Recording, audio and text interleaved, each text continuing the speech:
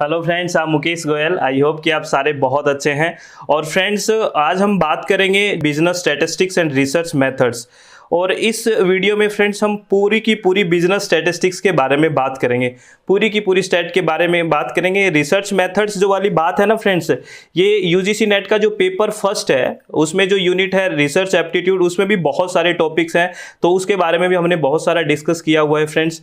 तो इस वीडियो में हम पूरे के पूरे स्टैट की बात करेंगे, बिजनेस स्टैटिस्टिक्स की बात करेंगे, और इसमें बिजनेस स्टैट्स के कौन कौन से टॉपिक्स है उसके बारे में बात करेंगे। सबसे पहले आपको मैं एक इन्फॉर्मेशन दे देता हूं फ्रेंड्स की हेलो फ्रेंड्स, आप कैसे हो सब लोग। यूजीसी नेट पेपर 1 की तैयारी कैसी चल रही है? अगर कंफ्यूजन है, अगर कोई ना कोई दिक्कत आ रही है, तो आप हमारे साथ जुड़ सकते हैं SWMG एप्लीकेशन पे, जिसमें हम लाइव सेशन, लाइव के साथ साथ रिकॉर्डेड सेशन भी आपको प्रोवाइड करवाते हैं। और कोई भी बैरियर नहीं है लैंग्वेज का, हिंदी और इंग्लिश दोनों मीडियम में हम तैयारी करते हैं।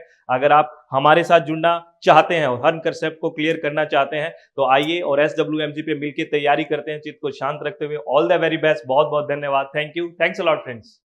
तो बात करते हैं बिजनेस स्टैटिस्टिक्स के कौन कौन से टॉपिक्स हैं आपके सिलेबस में।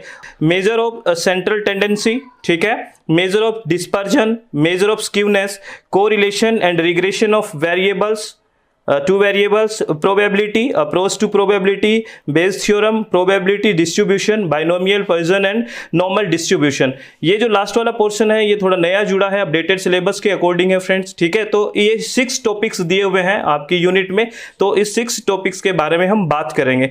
और ये पूरी की पूरी यूनिट है, उसमें बाकी का पोर्शन है वो रिसर्च वाला है, डाटा कलेक्शन, सैम्पलिंग वगैरह के बारे में बात की गई है। और हाइपोथेसिस टेस्टिंग है इसमें ना, ये भी बहुत इंपॉर्टेंट है, इसका भी एक वीडियो बनाएंगे, उसके बारे में हम बात करेंगे फ्रेंड्स। तो आज हम इन 6 टॉपिक्स के बारे में बात करते हैं, ठीक है ना फ्रेंड्स। तो सबसे पहला जो टॉपिक अपना है वो क्या है? फर्स्ट टॉपिक है मेजर ऑफ सेंट्रल टेंडेंसी, ठीक है ना। सेंट्रल टेंडेंसी का क्या होता है, सबसे पहले हम इस बारे में बात करते हैं।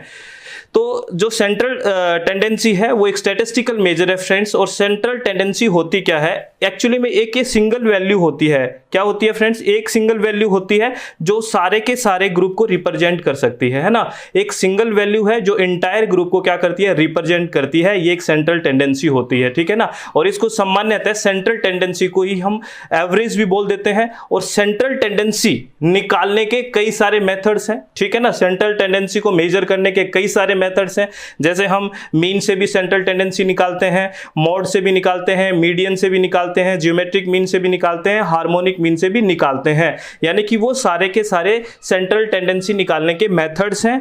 और सेंट्रल टेंडेंसी होती क्या है? एक सिंगल वैल्यू होती है फ्रेंड्स, जो इंटायर ग्रुप को, पूरे ग्रुप को रिप्रेजेंट कर सकती है, ठीक है ना फ्रेंड्स।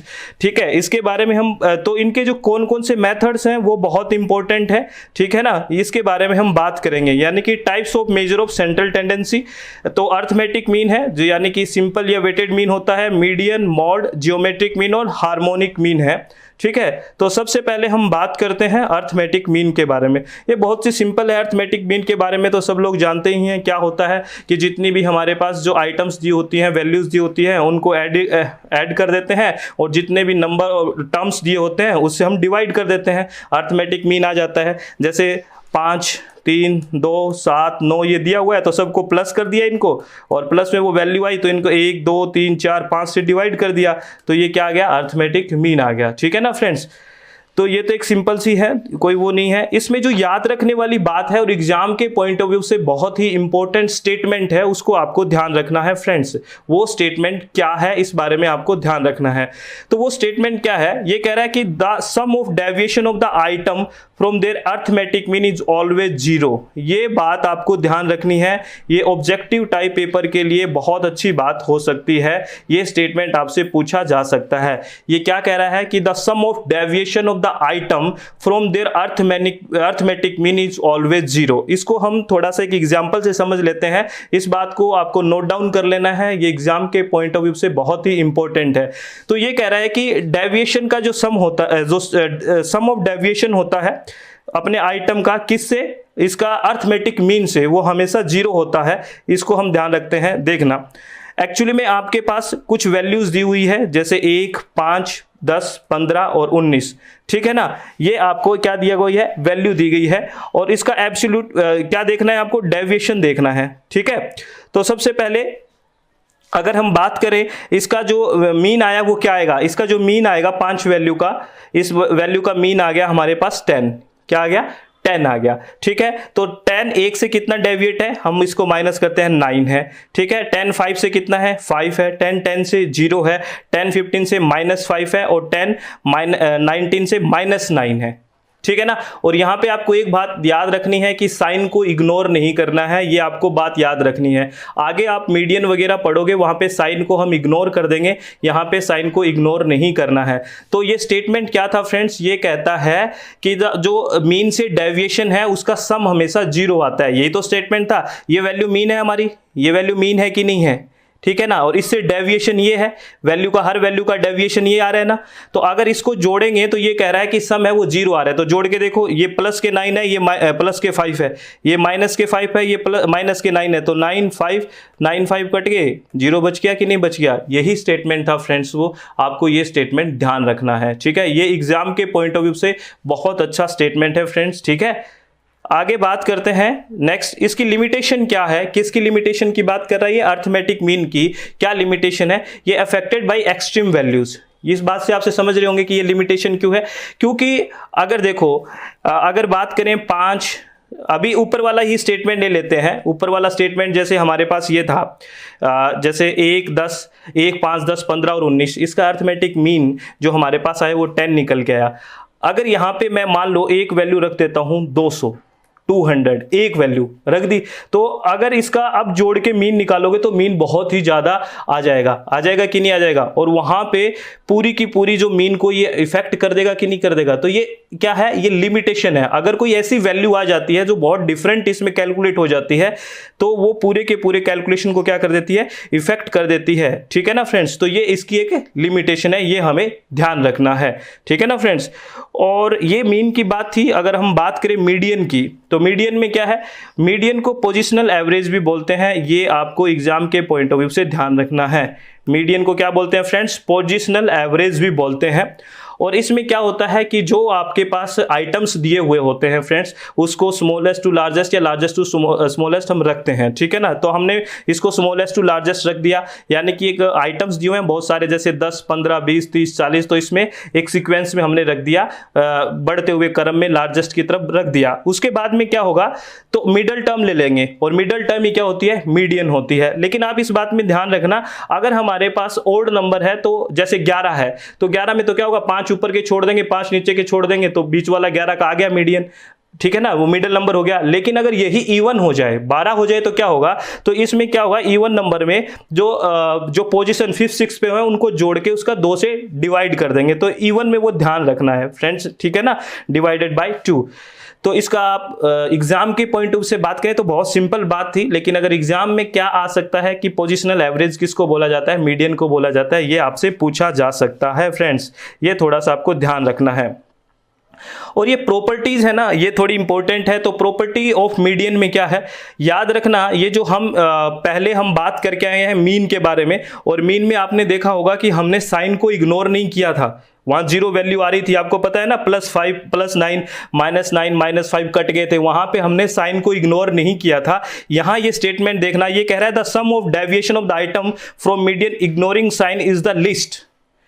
ये पहली बात तो इसमें क्या करना है, साइन को इग्नोर करना है। किसमें, मीडियन में। मीन में साइन को इग्नोर नहीं करना। वहां देखो तभी तो वैल्यू 0 आई थी, यहां पे बात 0 की नहीं कर रहा है, ये कह रहा है लिस्ट आएगी।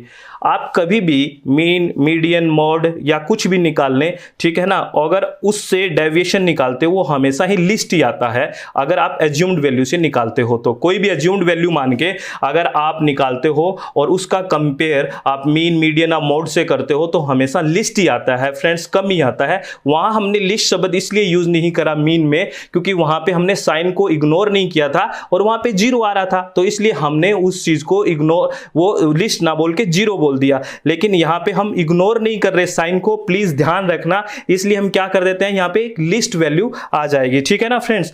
तो इसका एग्जाम्पल देने का मेरे हिसाब से आप लोग समझ ही गए होंगे, बहुत समझदार है इसमें मैं कहना क्या चाह रहा हूं। ठीक है ना, 10 20 30 40 50 मान के आप देख लेना और उसकी वैल्यू आ जाएगी फ्रेंड्स। ठीक है ना, वैसे ही 10 20 30, और उसमें ना बस एक चीज़ ध्यान रखना, एग्जाम्पल मैंने लिख दिया वो आपके लिए है, आप मुझे एग्जाम बॉक्स में बताना कि क्या एग्जाम्पल लेके आपने करा है, ठीक है ना फ्रेंड्स। बस एक बात ध्यान रखनी है कि वहाँ पे साइन को क्या नहीं करना है, इग्नोर नहीं करना है, साइन को इग्नोर नहीं करना है। लेकिन मीन में हम साइन इग्नोर कर रहे थे इसलिए 0 आ रही थी, मीडियन में साइन इग्नोर नहीं करना है इसीलिए वहाँ पे लिस्ट वैल्यू आएगी एज्यूम्ड वैल्यू से, ठीक है।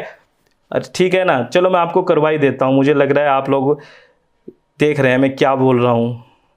एग्जाम्पल ले लेते हैं, एक वैल्यू ले लेते हैं, जैसे चलो वो वैल्यू ले लेते हैं 10 20 30 वाली। ये 10 20 30 40 50 ये आपके पास कुछ आइटम्स है, ठीक है ना फ्रेंड्स। तो ये x आइटम्स है, ठीक है, आइटम का नाम हमने x से दे दिया, और x माइनस m यानी कि मीडियन। और यहाँ पे मीडियन की बात करेंगे तो 1 2 छोड़ दिया तो क्या आएगा, 30 आएगा। तो x माइनस m की बात करें तो x 10 है, माइनस 30, 20 माइनस 30, 30 माइनस 30, 40 माइनस 30 और 50 माइनस 30। तो ये कितना आ गया, 10 माइनस 30 कितना आ गया, माइनस 20, 20 माइनस 30 कितना आ गया, माइनस 10, ये 0, ये 10 और ये 20 आ गया। तो मैंने क्या कहा था, आपको साइन इसमें इग्नोर करना है, यहाँ प्लस माइनस को इग्नोर कर देना है, टोटल जुड़ जाएगा ये, क्योंकि साइन को हमें क्या करना है, इग्नोर करना है, कोई चक्कर ही नहीं है साइन का। तो कितना गया, 20 और 10 30 40 60 आ गया। ये डेविएशन हमने किससे लिया है, मीडियन से लिया है। ऊपर वाला स्टेटमेंट क्या कह रहा था कि अगर आप मीडियन से डेविएशन लेता हो वो हमेशा लिस्ट आता है अगर कोई एज्यूम्ड करते हो। ये तो हमने मीडियन से डेविएशन ले लिया। एग्जाम्पल के तौर में आपने कोई भी यहां से एक एज्यूम्ड ले लिया, कोई भी एज्यूम्ड मीडियन ले लिया आपने। एज्यूम्ड कब लेते हैं फ्रेंड्स, एज्यूम्ड कोई भी चीज तब मानते हैं जब बहुत सारे नंबर्स दिए हुए हों। मान लो ये तो चलो 5 नंबर है, आपको देख के पता लग गया, 5 आइटम्स थे, तो हजारों में दिए हुए हो तो एकदम से थोड़ी आपको पता लग जाएगा। तो एक्चुअली में हम एक एज्यूम कर लेते हैं, तो वो एज्यूम से जो भी वैल्यू आएगी ना, जो सम आएगा वो हमेशा ज्यादा आएगा, किससे, जो मीडियन से निकाला है उससे ज्यादा आएगा। मीडियन से हमेशा लिस्ट वैल्यू आएगी। देखो इसका एग्जांपल के तौर पे मैं मान लेते हैं, एज्यूम्ड आप पास की मानोगे, कोई 20 मान लिया 40 मान ली। एग्जांपल के तौर पे आपने एज्यूम्ड वैल्यू इसमें 40 मान ली, कितनी मान ली, 40 मान ली। तो x माइनस 40 कर दूं मैं यहां पे। तो मैं क्या कह रहा हूं, इसका जो सम आएगा, x माइनस 40 का जो सम आएगा वो जो x माइनस m के सम से ज्यादा आएगा, क्योंकि ये x माइनस m वाली मीडियन की हमेशा लिस्ट आती है। ये स्टेटमेंट में ऊपर बताया गया था फ्रेंड्स। देखो इसको कैलकुलेट करते हैं, जैसे x माइनस 40 ये एज्यूम्ड है अपना, है ना, x माइनस 40, 20 माइनस 40, 30 माइनस 40 और 40 माइनस 40, 50 माइनस 40। तो देखो कितना आ गया, माइनस 30, और माइनस को तो छोड़ दो, साइन तो इग्नोर करना है। तो 30, 20, 10, 0 और 10, तो जोड़ो कितना आ गया, 30 और 20 50 60 70 70 आ गए। और ये देखो कितना था, 60। तो ये ज़्यादा है कि नहीं है, यही तो ऊपर स्टेटमेंट में कहा गया था फ्रेंड्स कि कोई भी आप एज्यूम्ड लोगे उससे मीडियन वाला लिस्ट आएगा, ठीक है ना फ्रेंड्स। कोई भी ले लो, यहाँ पे एज्यूम 10 मान लो तो भी ये ज़्यादा आएगा, ठीक है ना। ये बात थी, ठीक है फ्रेंड्स। आई होप आप लोगों को समझ में आ गया होगा। मैंने बॉक्स में बोल तो दिया, फिर मैंने सोचा बात कर ही लेते हैं, कल को कह दोगे कि करवाना जरूरी था। ठीक है फ्रेंड्स, आगे हम बात करते हैं। तो इसकी कुछ प्रॉपर्टीज है मीडियन की। इसमें कह रहे हैं extreme value don't affect the median. ये बात तो सही है, क्योंकि इसमें देखो एवरेज में क्या था, एवरेज में आपने देखा क्या, एवरेज में तो क्या था, इफेक्ट कर रहा था फ्रेंड्स, कर रहा कि नहीं कर रहा था, क्योंकि उसमें मीन जब निकाल रहे थे, क्योंकि वहां तो जुड़ रहा था और यहां तो जुड़ थोड़ी रहा है, पोजिशनल है ये, तो ये इफेक्ट नहीं करेगा। दूसरा जो मोस्ट एप्रोप्रिएट एवरेज है, ये किस में डील करता है, ये क्वालिटेटिव में डील करता है। याद रखना फ्रेंड्स, क्योंकि यहाँ पे कोई भी मैथमेटिकल कैलकुलेशन नहीं हो रही है फ्रेंड्स, यहाँ पे पोजीशन से देखा जा रहा है। जो एवरेज था, जहाँ मीन की बात हो रही थी, वहाँ पे तो क्या था, मीन में क्या हो रहा था, मीन के अंदर आपका डाटा कैलकुलेट हो रहा था, वहाँ क्वालिटेटिव था, सॉरी क्वांटिटेटिव था, ना कि क्वालिटेटिव। और यहाँ पे आपको पोजीशन से देखा जा रहा है, तो ये क्या है, क्वालिटेटिव डाटा है। इस बात को ध्यान रखना है फ्रेंड्स, ये एग्जाम में पूछा जा सकता है। और ये आपको पता है ईच एंड एवरी आइटम पे बेस्ड बेस्ड नहीं होता, इस बात को भी आप जानते हो, क्योंकि इसमें ईच एंड एवरी आइटम कोई प्लस तो हो ही नहीं रहा था जैसे मीन में हो रहा है, यहाँ तो क्या है पोजीशन से देखा जा रहा है। ठीक है फ्रेंड्स, ये आपको ध्यान रखना है। अगर थर्ड बात करें तो तीसरी बात है फ्रेंड्स मोड की, ठीक है ना। और मोड किसको कहते हैं, जो ग्रेटेस्ट फ्रीक्वेंसी होती है ना। जो जैसे हम बात करें कि ये अपने पास कुछ आइटम्स दिए हुए हैं, जो सबसे ज़्यादा बार या सबसे ज़्यादा फ्रीक्वेंसी किसकी है, अगर देखें तो इसमें देखो 7 है, वो 3 बार है, तो इसकी मोड क्या हो जाएगा 7 हो जाएगा। यानी कि किस आइटम की फ्रीक्वेंसी ज़्यादा है, आपके पास कोई जो आइटम्स दिए हुए हैं जिसकी ज़्यादा फ्रीक्वेंसी होती है, यानी कि वो जितनी ज़्यादा बार आया जाता है वो उसका मोड हो जाता है। जैसे इसका मोड कितना है 7 है, ठीक है ना। यहाँ पे अगर 2 होता 5 टाइम्स तो 2 हो जाता, ठीक है ना फ्रेंड्स। तो ये है, और ये सीधी सी बात है, ये भी आपको पता है, इसमें भी कोई प्लस नहीं हो रहा है, तो इसकी भी प्रॉपर्टी यही होगी, extreme value don't affect the mode, ठीक है। और ये भी किस में है, क्वालिटेटिव डाटा ही डील कर रहे हैं, ये ध्यान रखना है फ्रेंड्स, क्वालिटेटिव कर रहा है ये भी और मीडियन भी। अगर बात करें कोई मीन की तो वहां पे क्या था क्वांटिटेटिव, ठीक है ना। और don't base on each and every item in series, ये सेम सी प्रॉपर्टी है जो मीडियन और मीडियन की थी, ठीक है ना फ्रेंड्स। आगे नेक्स्ट बात करते हैं फ्रेंड्स, ये फॉर्मूला है ना फ्रेंड्स, अगर हम इतनी बातें करके आए हैं मीन, मीडियन और मोड के बारे में, ये सबसे मोस्ट इंपॉर्टेंट है ऑब्जेक्टिव टाइप क्वेश्चन के लिए। सबसे ज़्यादा अगर नेट में पूछा जाता है ये बहुत बार, mode equal to 3 median minus 2 mean, ये बहुत बार पूछा जाता है। और फ्रेंड्स एक बात याद रखना, इस फॉर्मूले को आप ऐसे रट लेना, इसकी पोजीशन चेंज की जाती है, इसको कभी मीडियन को इधर ले आएंगे, मीन को इधर ले आएंगे, तो आपको वो करना तो आता ही होगा, ठीक है ना। तो याद रखना ये फॉर्मूला है। दूसरा क्या करते हैं, 2 की वैल्यू दे देते हैं, चाहे मीडियन की दे दी, मीन की दे दी, मोड को पूछ लिया, मोड मीडियन की दे दी, मीन को पूछ लिया, या मोड मीन की दे दी, मीडियन को पूछ लिया, किसी 2 को वैल्यू देके 1 की वैल्यू आपसे निकलवाते हैं। तो ये मोस्ट इंपॉर्टेंट फॉर्मूला है फ्रेंड्स, जहां भी किसी भी पेपर में स्टैट लगता है उसके लिए मोस्ट इंपॉर्टेंट फॉर्मूला है, प्लीज इसको ध्यान रखना है, ठीक है ना फ्रेंड्स। और ये आगे जीएम क्या है, जियोमेट्रिक मीन है। तो इसका जियोमेट्रिक मीन में क्या होता है, ये क्या कह रहा है कि कोई भी जितने भी आइटम्स दिए हुए हैं आपको, ठीक है ना, उसका प्रोडक्ट, ठीक है ना, उसका प्रोडक्ट निकालना, यानी कि उसका इनटू करना।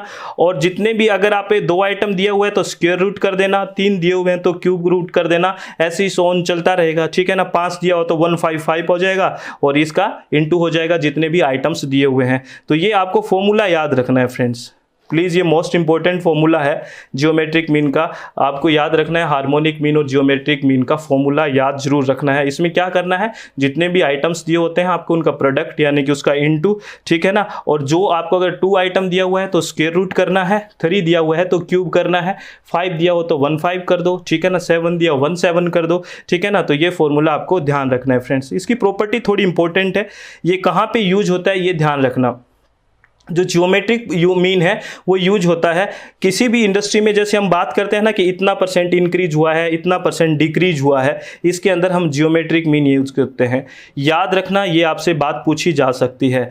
जब हम किसी भी इंडस्ट्री में ये बात करते हैं ना कि इतना % इंक्रीज हुआ है, इतना % कोई चीज़ डिक्रीज हुई है, तो उसमें किसका यूज़ करते हैं, जियोमेट्रिक मीन का यूज़ करते हैं। और या फिर जब हम इंडेक्स नंबर बनाते हैं, इंडेक्स नंबर क्या होती है फ्रेंड्स, जब हम कोई भी अपनी मान लो कोई भी जो चीज़ थी उसकी रिसेंट की वैल्यू हम देखते हैं कि उसकी रिसेंट वैल्यू क्या है, निकालने के लिए हम इंडेक्स नंबर निकालते हैं, तो उसके लिए भी हम जियोमेट्रिक मीन का यूज़ करते हैं, ठीक है ना फ्रेंड्स। अगर हम बात करें आगे, ये ध्यान रखना है आपको इंडेक्स नंबर के बारे में भी।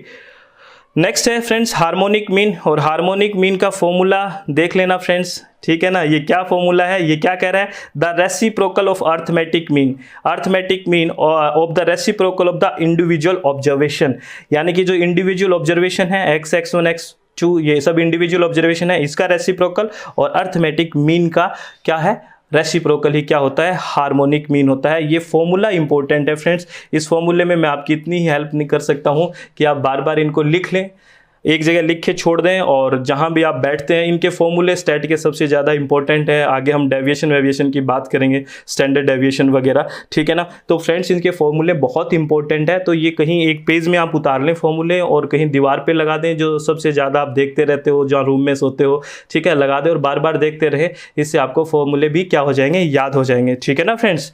ध्यान रखना है इस बात का आपको। और ये जो अगर बात करें हार्मोनिक मीन है ना, ये कहाँ यूज होता है, ये computing questioning related average speed, rate और वेलोसिटी।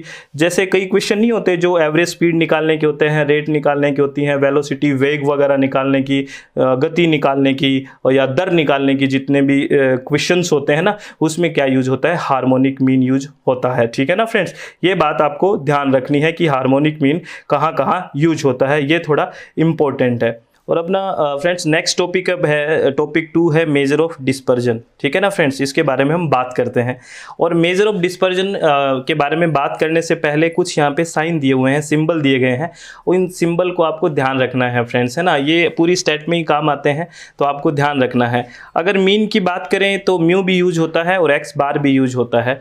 म्यू जो यूज होता है वो पॉपुलेशन पैरामीटर के लिए यूज होता है, और अगर एक्स बार की बात करें तो वो सैंपल स्टैटिस्टिक्स में यूज होता है। ये थोड़ा आपको ध्यान रखना है। अगर पॉपुलेशन में यूज करते हैं, पॉपुलेशन पैरामीटर में, तो म्यू यूज करते हैं, और सैंपल में यूज करते हैं तो एक्स बार यूज करते हैं। ये एक बार फर्स्ट पेपर में भी कुछ यहाँ से क्वेश्चन जनरेट किया गया था। ठीक है ना। स्टैंडर्ड डेविएशन को हम सिग्मा से लिखते हैं। ठीक है ना, अगर पॉपुलेशन में हो, अगर सैंपल में हो तो एस से लिखते हैं। वेरिएंस को हम लिखते हैं सिग्मा स्क्वायर से, अगर पॉपुलेशन की बात हो, और अगर सैंपल की बात हो तो एस स्क्वायर लिखते हैं। और स्टैंडर्ड एरर को हम लिखते हैं सिग्मा अपॉन रूट एन, और अगर बात हो सैंपल की तो उसमें लिखते हैं एस अपॉन रूट एन। तो ये चीज़ें आपको ध्यान रखनी है फ्रेंड्स, ये सिंबल्स हैं, ये आपको ध्यान रखना है। ठीक है ना फ्रेंड्स, आगे इस चैप्टर की हम शुरुआत करते हैं फ्रेंड्स। ठीक है, डिस्पर्जन का मतलब क्या होता है फ्रेंड्स? डिस्पर्जन का मतलब होता है कितनी स्कैटरिंग है, कितना स्प्रेडनेस है। कुछ आपके पास एक सीरीज दी हुई है फ्रेंड्स ना, कोई भी एक सीरीज दे रखी है, तो आप में ये देखते हैं कि इसमें जो आइटम्स है वो कितना डिस्पर्स है। ठीक है ना, तो डिस्पर्जन एक तरह से हम दो आधार पे, दो बेस पे देख सकते हैं फ्रेंड्स। एक तो हम डिस्पर्जन ये देख सकते हैं कि इंडिविजुअल से वो कितना दूर है, हर आइटम इंडिविजुअल आइटम से कितना दूर है, या फिर हम क्या करते हैं पूरी सीरीज का एक मीन निकाल लेते हैं, और मीन से हर एक वैल्यू कितनी दूर है ये हम देखते हैं। मतलब डिस्पर्जन का मतलब होता है कितनी स्कैटरिंग है, कितना डिस्पर्स है, कितना फैलाव है, ये हम देखते हैं उस सीरीज में। ये आपको ध्यान रखना है। ठीक है ना फ्रेंड्स, जैसे अगर हम इंडिविजुअल आइटम की बात करते हैं, ठीक है ना, वेरियस अमंग देम सेल्व्स इसमें बात की गई है ना, और एक बात की गई है अराउंड एन एवरेज। जैसे हम बात करें कि 10, 20, 30, 40, 50, ये आपके पास कुछ आइटम दिया हुआ है, तो इंडिविजुअल डिस्पर्जन अगर एक दूसरे का देखें तो जैसे 10 से 20 का डिस्पर्जन 10 हो गया, ऐसे ही ये इंडिविजुअल डिस्पर्जन हो गया। अगर हम क्या करें, इसका एक मीन ले लें, जैसे 50 और 40 90, 90 और 30 120, 110, 120 और 140 और 150 हो गया। 5 से हम डिवाइड कर दें इसको, तो एक जो मीन वैल्यू आ गई हमारे पास। अगर उस मीन वैल्यू का हम यहाँ पे डेविएशन देखें तो ये भी हम एक डिस्पर्जन देखें, तो ये होता है कि मीन वैल्यू से इंडिविजुअल वैल्यू का डिस्पर्जन देखना। दो बेस पे हम देख सकते हैं। ठीक है ना फ्रेंड्स, ठीक है। तो आगे बात करते हैं, ये दो आधार पे हम डिस्पर्जन देखते हैं। आगे क्या है फ्रेंड्स, जैसे ये देखो, ये बड़ा एक अच्छी चीज़ है फ्रेंड्स, आपको इसमें समझना है। दो इसमें डिस्पर्जन दिखाया हुआ है, आपसे स्कैटरिंग दिखाई हुई है आपको। एक वैल्यू हमारे पास है, देखो 0 से लेके 230 तक। ठीक है ना, इसको गौर से समझना फ्रेंड्स, ये बहुत अच्छी आपको समझ में आएगा बात को मैं कहना क्या चाह रहा हूँ। एक वैल्यू आपके पास 0 से है, 230 है, ठीक है, और एक वैल्यू यहाँ देखो 60 से आपको 120 है। ठीक है ना फ्रेंड्स, जो आपको 0 से 230 जो वैल्यू दी गई है, ये कितनी वैल्यूज हैं, आप इनको जोड़ के, और अगर आप इसका एक मीन निकालोगे और इस 60 से 120 के बीच की वैल्यू को जोड़ के मीन निकालोगे, तो दोनों का जो मीन वैल्यू आएगी वो लगभग सेम ही आएगी। हाँ, मेरी बात समझ रहे हैं ना मैं क्या कह रहा हूँ, कि 0 से 230 के बीच जितने भी आइटम्स हैं, इन आइटम्स को जोड़ के और इनका मीन निकालोगे, जो उनका मीन आएगा वही लगभग मीन 60 से लेके 120 के बीच की वैल्यू को ऐड करके और आप भाग दोगे तो वही लगभग मीन आएगा, लगभग सेम सा मीन आएगा। तो इसमें देखो डिस्पर्जन किस में ज़्यादा है, तो 0 से 230 के में यहाँ 230 है, यहाँ 0 है, देखो कितना बड़ा डिस्पर्जन है, ये डिस्पर्जन है। ठीक है ना फ्रेंड्स, ये डिस्पर्जन है। अगर बात करें 60 से 120 के बीच में, ये डिस्पर्जन किससे लिया हुआ है, 100 से डिस्पर्जन ले लिया हमने। मीन वैल्यू एक क्या मान लिया, देखो एवरेज एक 100 मान लिया है। अगर 100 से डिस्पर्जन देखें तो कितना ज़्यादा है ना, इस वाले में जो ये ब्लू में दिख रहा है आपको, लेकिन जो रेड में दिख रहा है उसमें डिस्पर्जन देखो कितना कम है, ये देखो है कि नहीं है फ्रेंड्स। तो ये होता है डिस्पर्जन। ठीक है ना, बात मेरी समझ पा रहे हो ना फ्रेंड्स। आगे बात करते हैं, और मेथड्स क्या क्या हैं डिस्पर्जन को मेजर करने के, ये फॉर्मूले थोड़े इंपॉर्टेंट है फ्रेंड्स, ध्यान रखने हैं। तो मेथड्स ऑफ मेजरिंग डिस्पर्जन, सबसे पहला है रेंज। तो रेंज कैसे निकालेंगे कि किस रेंज में डिस्पर्जन है, तो हम क्या करेंगे, लार्जेस्ट वैल्यू लेंगे और स्मॉलेस्ट वैल्यू को इससे घटा देंगे। जैसे 230 है, ये स्मॉलेस्ट वैल्यू 0 है, तो इस तरह से किस रेंज में डिस्पर्जन हुआ है, तो इसलिए रेंज निकालने के लिए लार्जेस्ट वैल्यू से स्मॉलेस्ट वैल्यू हम क्या कर देते हैं, घटा देते हैं, तो वो एक रेंज आ जाती है। और कोफिशिएंट ऑफ रेंज की बात करें, COR की बात करें, तो जो लार्जेस्ट वैल्यू है और माइनस स्मॉलेस्ट वैल्यू, और उसमें जो उससे किससे डिवाइड कर देते हैं, largest value plus smallest value को ऐड करके इसको हम डिवाइड कर देते हैं। ये फॉर्मूला आपको ध्यान रखना है। आपसे पूछ सकते हैं कि कोफिशिएंट ऑफ रेंज कैसे निकलती है, तो largest value minus smallest value upon largest value plus smallest value, ये क्या आ जाएगा, इसका कोफिशिएंट ऑफ रेंज आ जाएगा। ऊपर वाले से रेंज आ रहा है, इससे कोफिशिएंट ऑफ रेंज आ रहा है। रेंज कोफिशिएंट क्या होता है, एक तरह से गुणक होता है फ्रेंड्स, ठीक है ना। और इंटरकर्टाइल रेंज और कर्टाइल डेविएशन, ये भी बहुत इंपॉर्टेंट है, इसके फॉर्मूले भी बहुत इंपॉर्टेंट है। इंटरकर्टाइल रेंज और कर्टाइल डेविएशन का क्या मतलब है, जो भी आपके पास सीरीज दी हुई है ना, उसको क्वाड्रेट में हम डिवाइड कर देते हैं, आपस में उस सीरीज को, रेंज को हम बांट देते हैं। कैसे हम बात कर रहे हैं देखना फ्रेंड्स, जैसे इंटरकर्टाइल रेंज किस में आएगी, Q3 माइनस Q1। इंटरकर्टाइल रेंज निकालने का जो फॉर्मूला है वो क्या है, Q3 माइनस Q1। अब आपको लग रहा है कि Q3 क्या है, Q1 क्या है, इसके बारे में हम बात करते हैं। आपको फ्रेंड्स एक सीरीज दी हुई है ये, ठीक है ना, एग्जाम्पल के तौर पे ये सीरीज दी हुई है, और इस सीरीज में नंबर कितने हैं आपके पास, 12 नंबर है, 13 नंबर है इस सीरीज में। तो इसका हमें Q1, Q2 और Q3 की बात करनी है। तो Q2 क्या होगा फ्रेंड्स, इसका Q2 क्या होगा, मीडियन। इस पूरी की पूरी सीरीज का 13 के 13 जो आइटम है, इसका जब मीडियन निकालेंगे तो वो मीडियन क्या होगा, Q2 होगा। तो इसका मीडियन आ गया 87। आप मेरी बात समझ रहे हो, Q2 क्या आएगा, पूरी की पूरी आपके पास जो 13 आइटम्स की रेंज दी गई है, इसका आपने क्या निकाला, मीडियन निकाला, और ये मीडियन क्या है, Q2 है। क्या है फ्रेंड्स, Q2 है। और Q1 क्या आएगा, Q1 आएगा जो अपर हाफ है, जो अपर हाफ है, यानी कि 1 से लेके 6 तक, 1 से लेके 6 तक जो अपर हाफ है वो क्या आएगा, Q1 आएगा। जैसे यहां से लेके और 6 वैल्यू तक, क्योंकि 7th वैल्यू तो हमने इसमें कैलकुलेट कर ली है, ठीक है ना, 87 है ना, तो ये यहां तक का क्या आ जाएगा, क्या आ जाएगा आपका, Q1 आ जाएगा। तो Q1 क्या आएगा, देखो यहां पे ये रहा 31, क्या आ गया 31। तो आप मेरी बात समझ रहे हो, Q2 तो क्या था, पूरी की पूरी जो आपके पास सीरीज दी हुई है उसका मीडियन निकाल लिया, वो तो आ गया Q2, और अपर हाफ का क्या आ जाएगा, Q1 आ जाएगा, और जो लोअर हाफ बच गया, इसके नीचे लोअर हाफ बच गया, उसका क्या आ जाएगा, Q3 आ जाएगा। ठीक है ना फ्रेंड्स, जो लोअर हाफ बच गया, जो 8 से 13 तक बच गया, उसका क्या आ जाएगा, लोअर हाफ आ जाएगा। तो आपको समझ आएगा Q1, Q2 और Q3 क्या होता है फ्रेंड्स। प्लीज़ आपको समझ में आ गया होगा कि Q1 क्या है, Q2 क्या है और Q3 क्या है। Q2 क्या है, जो मीडियन निकाला हमने वो है Q2, और जो अपर हाफ है वो है Q1, और लोअर हाफ है वो क्या है, Q3। तो इंटरकर्टाइल रेंज निकालने के लिए हमने क्या फॉर्मूला किया था, Q3 माइनस Q1, ठीक है ना। तो यहाँ पे हमने ऊपर देखा है टेबल में, Q3 क्या है 119 है, और Q1 क्या है 31 है, तो क्या आ गया 88 आ गया इंटरकर्टाइल रेंज, ये अपना आ गया। ठीक है ना फ्रेंड्स, ये फॉर्मूले आपको याद रखना है, Q1, Q2 और Q3 क्या चीज होती है, ये भी आपको माइंड में रखना है। ठीक है ना फ्रेंड्स। और कर्टाइल डेविएशन निकालने का क्या फॉर्मूला है, Q3 माइनस Q1 अपॉन 2, ये ध्यान रखना है। कर्टाइल डेविएशन निकालने का फॉर्मूला क्या होता है, Q3 माइनस Q1 अपॉन 2, और कोफिशिएंट ऑफ कर्टाइल डेविएशन निकालने का वही बात, अगर हमें कोफिशिएंट निकालना है तो क्या फॉर्मूला है, Q3 minus Q1 upon Q3 plus Q1। आपने देखा होगा ना, ऊपर देखा था लोअर माइनस स्मॉलेस्ट और अपॉन में लोअर प्लस स्मॉलेस्ट, उसी तरह का कोफिशिएंट कर्टाइल डेविएशन में है, उसमें क्या है Q3 माइनस Q1 और Q3 प्लस Q1, ये आपको ध्यान रखना है, ये कोफिशिएंट ऑफ कर्टाइल डेविएशन है। ठीक है ना फ्रेंड्स, प्लीज ये ध्यान रखना है आपको। और बात करें नेक्स्ट मीन डेविएशन।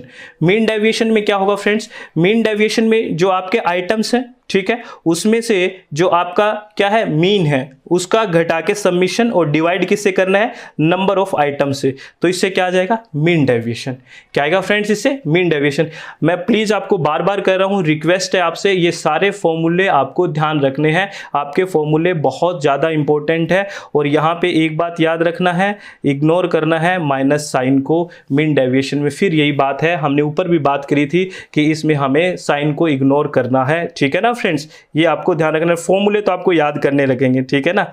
और नेक्स्ट हम बात करते हैं नेक्स्ट हमारे पास है एग्जाम्पल लिया है मीन डेविएशन का, कि जो ये फॉर्मूला है एक बार रख के देख लेते हैं। मीन डेविएशन का जो एग्जाम्पल था उसमें कैसे कैसे होंगे। एग्जाम्पल के तौर पे आप मीन डेविएशन निकालना है। हमारे पास आइटम है 3, 6, 6, 7, 8, 11, 15 और 16।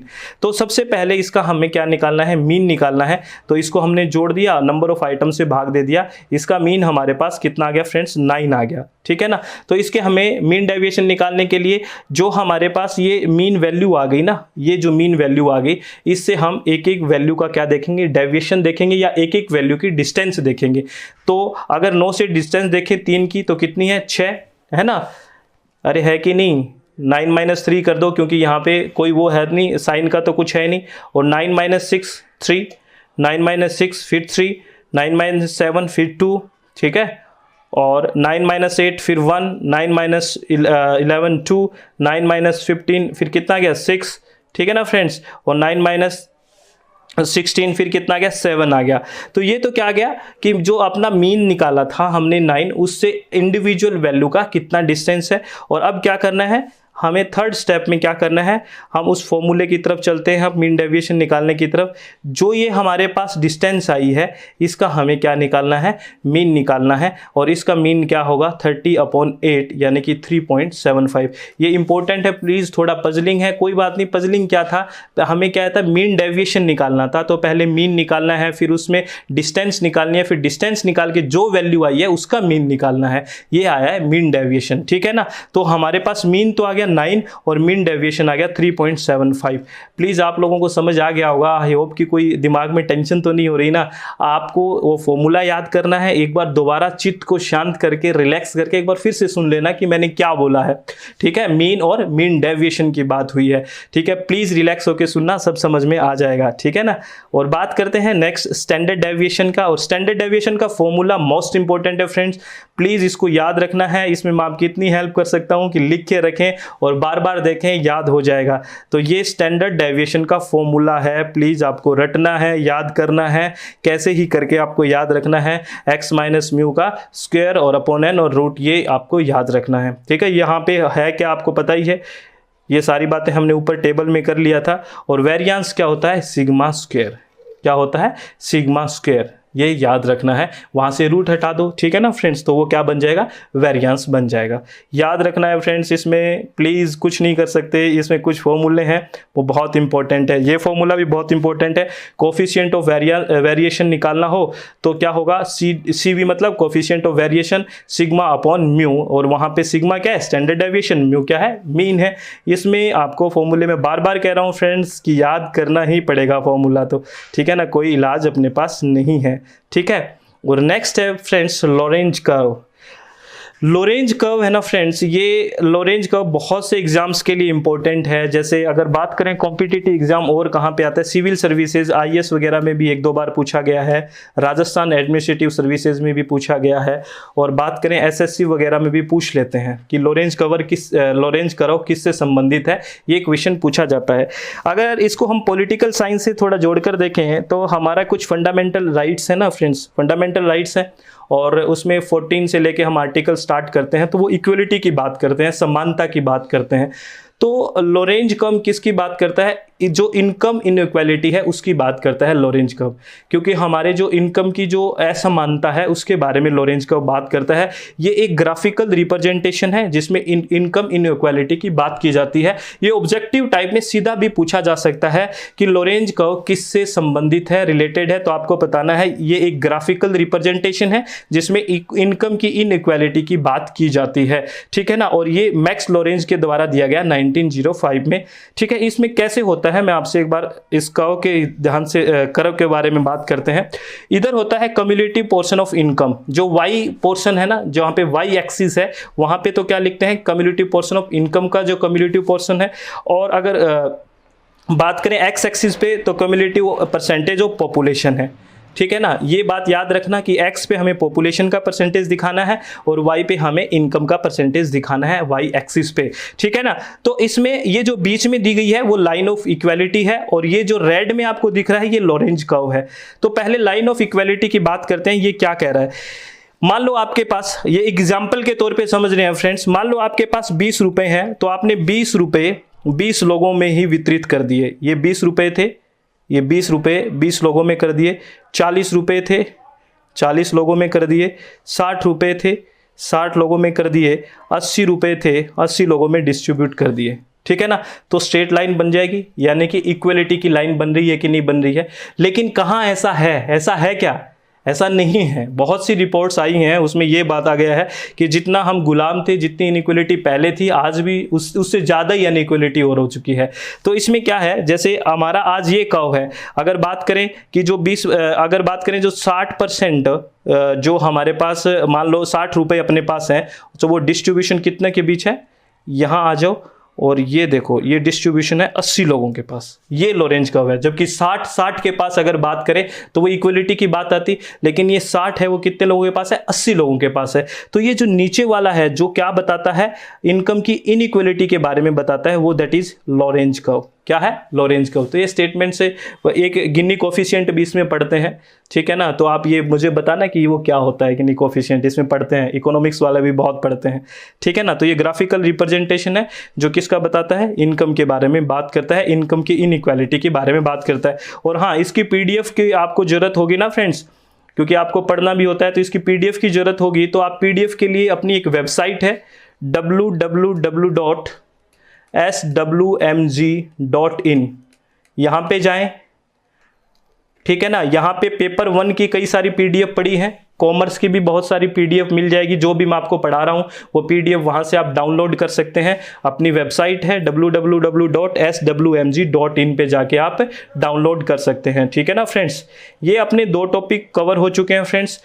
और तीसरे टॉपिक की बात करें, that is major of skewness. क्या, किसका मेजर करना है? स्क्यूनेस का बात करना है। ये स्क्यूनेस का अगर हिंदी में बात करें, स्क्यूनेस का मतलब होता है तिरछापन, टेढ़ापन, ठीक है ना। और स्क्यूनेस क्या बताता है? स्क्यूनेस आप बताता है आपको असममिति, यानी कि कितनी लैक ऑफ सिमिट्री है, इसके बारे में क्या कौन बताता है? स्क्यूनेस बताता है। एग्जाम के पॉइंट ऑफ व्यू से बहुत इंपॉर्टेंट है, ठीक है ना। तो स्क्यूनेस के बारे में थोड़ा हम जानने की कोशिश करते हैं। स्क्यूनेस क्या बताता है? लैक ऑफ सिमिट्री, ठीक है ना। जो आपके पास फ्रीक्वेंसी डिस्ट्रीब्यूशन है, उसमें फ्रीक्वेंसी डिस्ट्रीब्यूशन में कितनी असममिति है, यानी कि कितनी लैक ऑफ सिमिट्री है। थोड़ा सा इसको देख लेते हैं यहीं पे। अगर सिमिट्री की बात करें, सममिति की बात करें, तो सिमिट्री के अंदर जो ग्राफ बनता है वो ये ग्राफ एक तरह से बेल शेप्ड ग्राफ बन गया, सिमिट्री के अंदर बात करें तो, ठीक है ना। एसिमिट्री में, यानी कि स्क्यूनेस में क्या हो सकता है कि ये बेल शेप्ड नहीं बनेगा, हो सकता है नहीं होगा कि बेल शेप्ड नहीं बनेगा। किसमें? स्क्यूनेस में। या तो पॉजिटिवली स्क्यूड होगा या नेगेटिवली स्क्यूड होगा, ये आपको ध्यान रखना है, ये आगे हम बात करेंगे। और जो सिमिट्री होती है, जहां पे सममिति होती है, जहां पे सिमिट्री होती है, जहां पे बेल शेप्ड होता है, वहां पे क्या कंडीशन होता है? मीन, मीडियन, मॉड तीनों इक्वल होते हैं। जबकि स्क्यूनेस में ऐसा नहीं होता है, वो हम बात करेंगे। यहीं से ही क्वेश्चन यूजीसी आपको उठाएगा और आपको ध्यान रखना है, ठीक है ना फ्रेंड्स, ठीक है। तो ये स्क्यूनेस का आपकी बेसिक भी बात समझ गए होंगे। देखो, when A distribution is not symmetrical it is called skew distribution. ये बस लाइन आपको याद रखना है। जब डिस्ट्रीब्यूशन है वो सममिति रूप से नहीं है, सिमेट्रिकल रूप से नहीं है, तो वो क्या बोला जाता है? ये स्क्यू डिस्ट्रीब्यूशन है, ठीक है ना। असममिति रूप से डिस्ट्रीब्यूशन है, ठीक है ना फ्रेंड्स। तो जैसे हम इसकी बात करते हैं सिमेट्रिकल और स्क्यू डिस्ट्रीब्यूशन, ये जो डिस्ट्रीब्यूशन है फ्रेंड्स, ये आपको बेल शेप्ड जो कर्व दिख रहा है, ये कर्व है सिमेट्री का। किसका है? सिमेट्री का। इसमें देखो आपका है मॉड, मीन और मीडियन तीनों बराबर है। मॉड, मीडियन और मीन तीनों क्या है? इक्वल है। ये क्या है? सिमेट्रिकल है। और बात करें स्क्यूड डिस्ट्रीब्यूशन की, स्क्यूड डिस्ट्रीब्यूशन क्या हो सकता है? मैंने बात की थी, नेगेटिवली स्क्यूड भी हो सकता है और पॉजिटिवली स्क्यूड हो सकता है। तो आपको एक ध्यान देने वाली बात एक रखनी है कि आपको क्या रखना है? मोड को यहां रखना है। मोड तो ऊपर है ही, सबसे हाईएस्ट फ्रीक्वेंसी में मोड आएगा, ठीक है ना। सबसे हाईएस्ट फ्रीक्वेंसी में क्या होता है? मोड होता है। तो पॉजिटिवली स्क्यूड किसको बोला जाएगा? थोड़ा ध्यान से देखना और ध्यान से सुनना, आपको एग्जाम के पॉइंट ऑफ व्यू से बहुत इंपॉर्टेंट है। पॉजिटिव स्क्यूड में क्या आएगा? जो मोड के राइट साइड में कौन आएगा? मीडियन और मीन आएगा। क्या आएगा? मीडियन और मीन। अगर राइट साइड में स्क्यू होता है दैट इज पॉजिटिवली स्क्यूड। और राइट साइड किसके? मोड को लिया गया है, मोड के राइट साइड में अगर होता है तो वो पॉजिटिवली स्क्यूड है। ध्यान रखना, किसके राइट साइड? मोड के।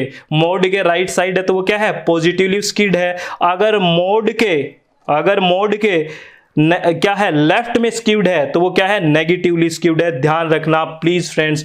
लेफ्ट में कौन आएगा, मीडियन और मीन। अब आपको मेरे को एक बात बतानी है, एक सीक्वेंस आपसे पूछते हैं, आपसे ये पूछ लें कि पॉजिटिवली जो स्क्यूड है या फिर राइट साइड में जो स्क्यूड है उसमें मीन, मीडियन और मोड का हायरार्की क्या होगी या कौन सी वैल्यू सबसे ज्यादा होगी, तो आप मुझे बताइए। इसमें अगर बात करें पॉजिटिवली स्क्यूड की बात करें या जो राइट साइड में स्क्यूड है, इसमें मोड, मीडियन और मीन में से वैल्यू किसकी ज्यादा है, तो वैल्यू मैं इस एक्सिस पे बात कर रहा हूं ना, ये एक्स एक्सिस पे, ठीक है ना, तो सबसे ज्यादा वैल्यू किसकी है, मीन की, फिर किसकी है, मीडियन की, और सबसे कम इसमें किसकी हो जाएगी, मोड की।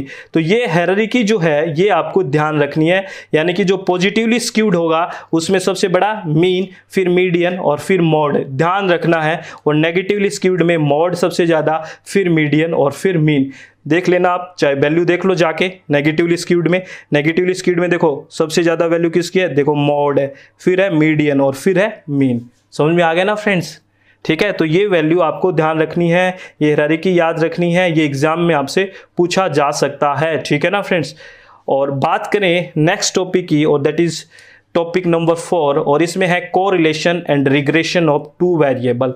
टू वेरिएबल, वेरिएबल क्या होते हैं, चर होते हैं, ठीक है ना, इंडिपेंडेंट वेरिएबल, डिपेंडेंट वेरिएबल, ये होते हैं चर हिंदी में। और कोरिलेशन और रिग्रेशन, आपको मैं एक बात यहां क्लियर कर देता हूं फ्रेंड्स, कोरिलेशन और रिग्रेशन दोनों ही रिलेशन बताते हैं वेरिएबल्स के बीच। थोड़ा चित्त को शांत करके सुनना, कोरिलेशन और रिग्रेशन दोनों ही एक तरह से रिलेशनशिप बनाते हैं या रिलेशनशिप बताते हैं वेरिएबल्स के बीच, लेकिन इसमें थोड़ा डिफरेंस है। वो क्या डिफरेंस है ये ध्यान से सुनना।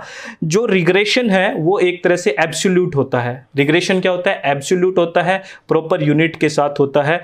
कोरिलेशन के अंदर रिलेटिव बात बताई जाती है, रिलेशन बताया जाता है, एब्सोल्यूट नहीं बताया जाता। इस बात को एग्जाम के पॉइंट ऑफ व्यू से आपको ध्यान रखना है, ठीक है ना फ्रेंड्स। और कोरिलेशन में स्पूरियस चीजें भी ली जाती है, ली जा सकती है। जैसे ये भी बोला जा सकता है कि भाई मेरे ना पढ़ाने से, जो मेरे से नहीं पढ़ रहा है उसका जेआरएफ नहीं होगा, मतलब कोई अलग सा रिलेशन बनाया जा सकता है कि मेरी हाइट बढ़ने से उसका वेट बढ़ रहा है। इस तरह की भी बात को रिलेशन में की जा सकती है, लेकिन रिग्रेशन में इस तरह की बात बिल्कुल भी नहीं होगी। प्रॉपर यूनिट से बात होगी, उसमें प्रॉपर एक यूनिट होगा और एब्सोल्यूट बात होगी रिग्रेशन में। ये कोरिलेशन और रिग्रेशन के बीच थोड़ा डिफरेंस है फ्रेंड्स। एग्जाम के पॉइंट ऑफ व्यू से बहुत माइनर सी चीजें हैं, आपको याद रखनी है। तो कोरिलेशन नाम ही बता रहा है कि क्या है, ये रिलेशन है, relationship that exist between two और मोर वेरिएबल्स, या तो दो या दो से ज्यादा जो चर होते हैं, वेरिएबल्स होते हैं, उसके बीच रिलेशन की बात करते हैं। और कोरिलेशन कोएफिशिएंट, जिसको हम आर से डिनोट करते हैं, आर से डिनोट करते हैं। और इसमें क्या होता है, ये क्या बताता है, स्ट्रेंथ ऑफ रिलेशनशिप। क्या बताता है कि जो रिलेशन है वो कितना स्ट्रेंथ है, कितना मजबूत है, कितना वो चेंज हो रहा है तो दूसरा चेंज हो रहा है, यानी कि जो रिलेशन है वो कितना स्ट्रॉन्ग है। स्ट्रॉन्ग रिलेशन को जानने के लिए क्या हमें कैलकुलेट करना पड़ता है, कोएफिशिएंट, कोरिलेशन ऑफ कोएफिशिएंट। तो ये आपको ध्यान रखना है। Correlation is used to reduce the range of uncertainty of our prediction. इस बारे में क्या है, इसको ध्यान रखना है, इस स्टेटमेंट को। ये स्टेटमेंट बहुत इंपॉर्टेंट है फ्रेंड।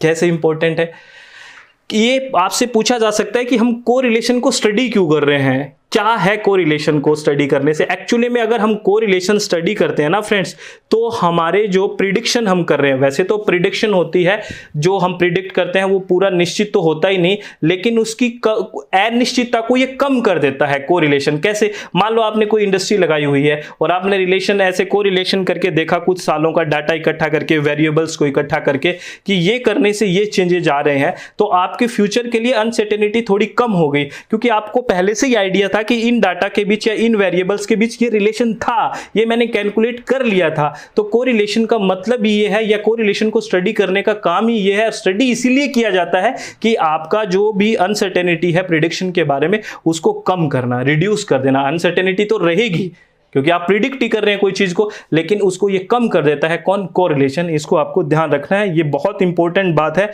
एग्जाम के पॉइंट ऑफ व्यू से। Independent of choice of origin, scale, unit of measurement.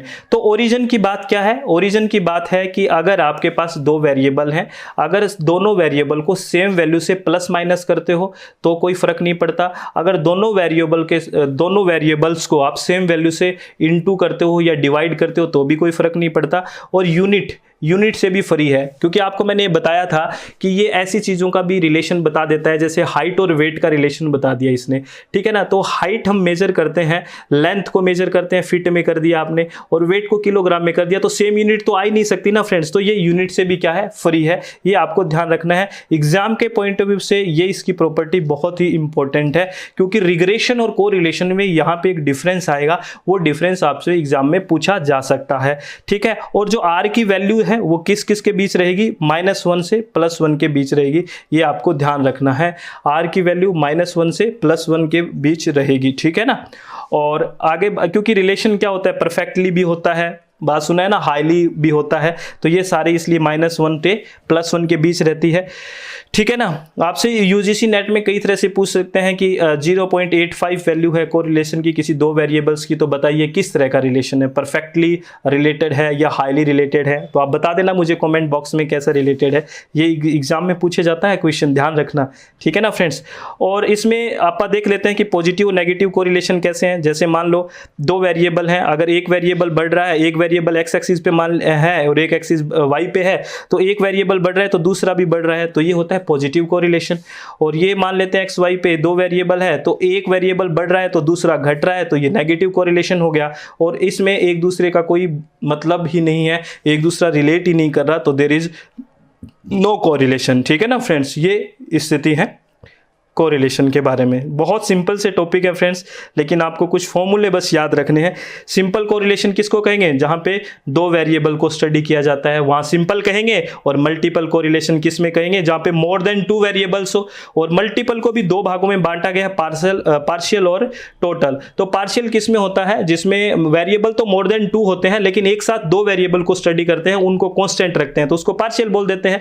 और टोटल में एक साथ सारे वेरिएबल्स को स्टडी करते हैं, लेकिन होते मोर देन 2 ही है मल्टीपल में, ठीक है, तभी तो इसका नाम मल्टीपल है, ठीक है। और बात करें methods of studying correlation, correlation को स्टडी करने के मेथड्स की बात करें, ये इंपॉर्टेंट है। तो ग्राफिक भी हो सकता है और एल्जेब्रिक भी हो सकता है। और ग्राफिक में स्कैटर डायग्राम मेथड हो सकता है, एल्जेब्रिक में कार्ल पियर्सन रैंक मेथड और कंकरेंट डेविएशन मेथड है।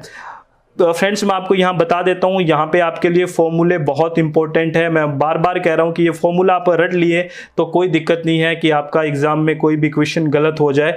बेसिक चीज़ें हम क्लियर करते जा रहे हैं, फॉर्मूले आपको याद रखना है। तो अगर हम बात करें कार्ल पियर्सन का फॉर्मूला, और कार्ल पियर्सन का फॉर्मूला बताता है एक्चुअल ऑब्जर्वेशन के बारे में।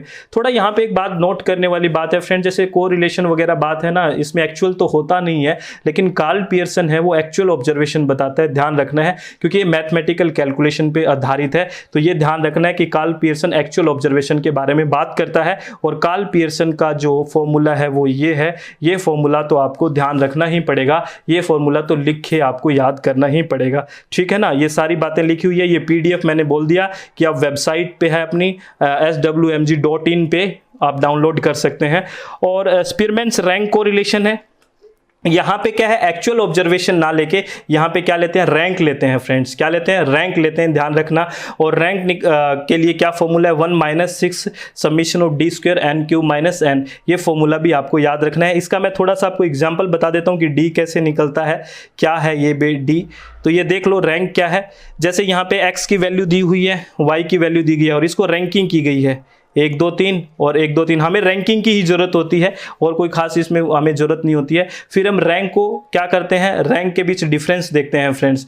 तो अगर बात देखें तो 1 - 1 0 आ गया, 2 - 2 0, 3 - 3 0, इसका स्क्वायर भी क्या आ जाएगा, 0 आ जाएगा। तो यहाँ पे d² की वैल्यू क्या होगी, सबमिशन ऑफ d² की वैल्यू 0 आ गई फ्रेंड्स। तो ऊपर वाला जो फॉर्मूला है उसमें स्पीरमैन कोफिशिएंट RS बराबर रखेंगे 1 - 6 d का स्क्वायर था ना, और अपॉन n2 - 1, ठीक है। तो इसमें d² की वैल्यू 0 रख देंगे, तो जैसे ही 0 रखी तो अंदर की वैल्यू सारी 0 हो जाएगी फ्रेंड्स। तो 1 - 0 1 आएगा, और 1 जहां पे आता है वो उसका मतलब होता है परफेक्ट पॉजिटिवली कोरिलेशन। याद रखना, परफेक्ट पॉजिटिवली कोरिलेशन, ये फॉर्मूला आपको याद रखना है। इसमें मैं आपको कोई इतनी ज़्यादा हेल्प नहीं कर सकता, ये आपको फॉर्मूले तो रटने पड़ेंगे। और फ्रेंड्स चित्त को शांत रखें, सही रहें, बढ़िया होगा सब, ठीक है ना।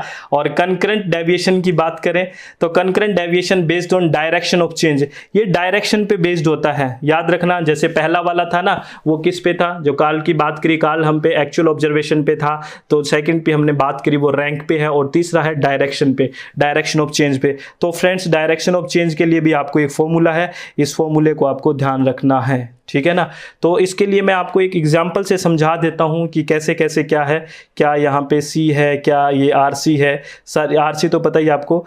यहाँ पे देखो, यहाँ पे साइन का बड़ा रोल है।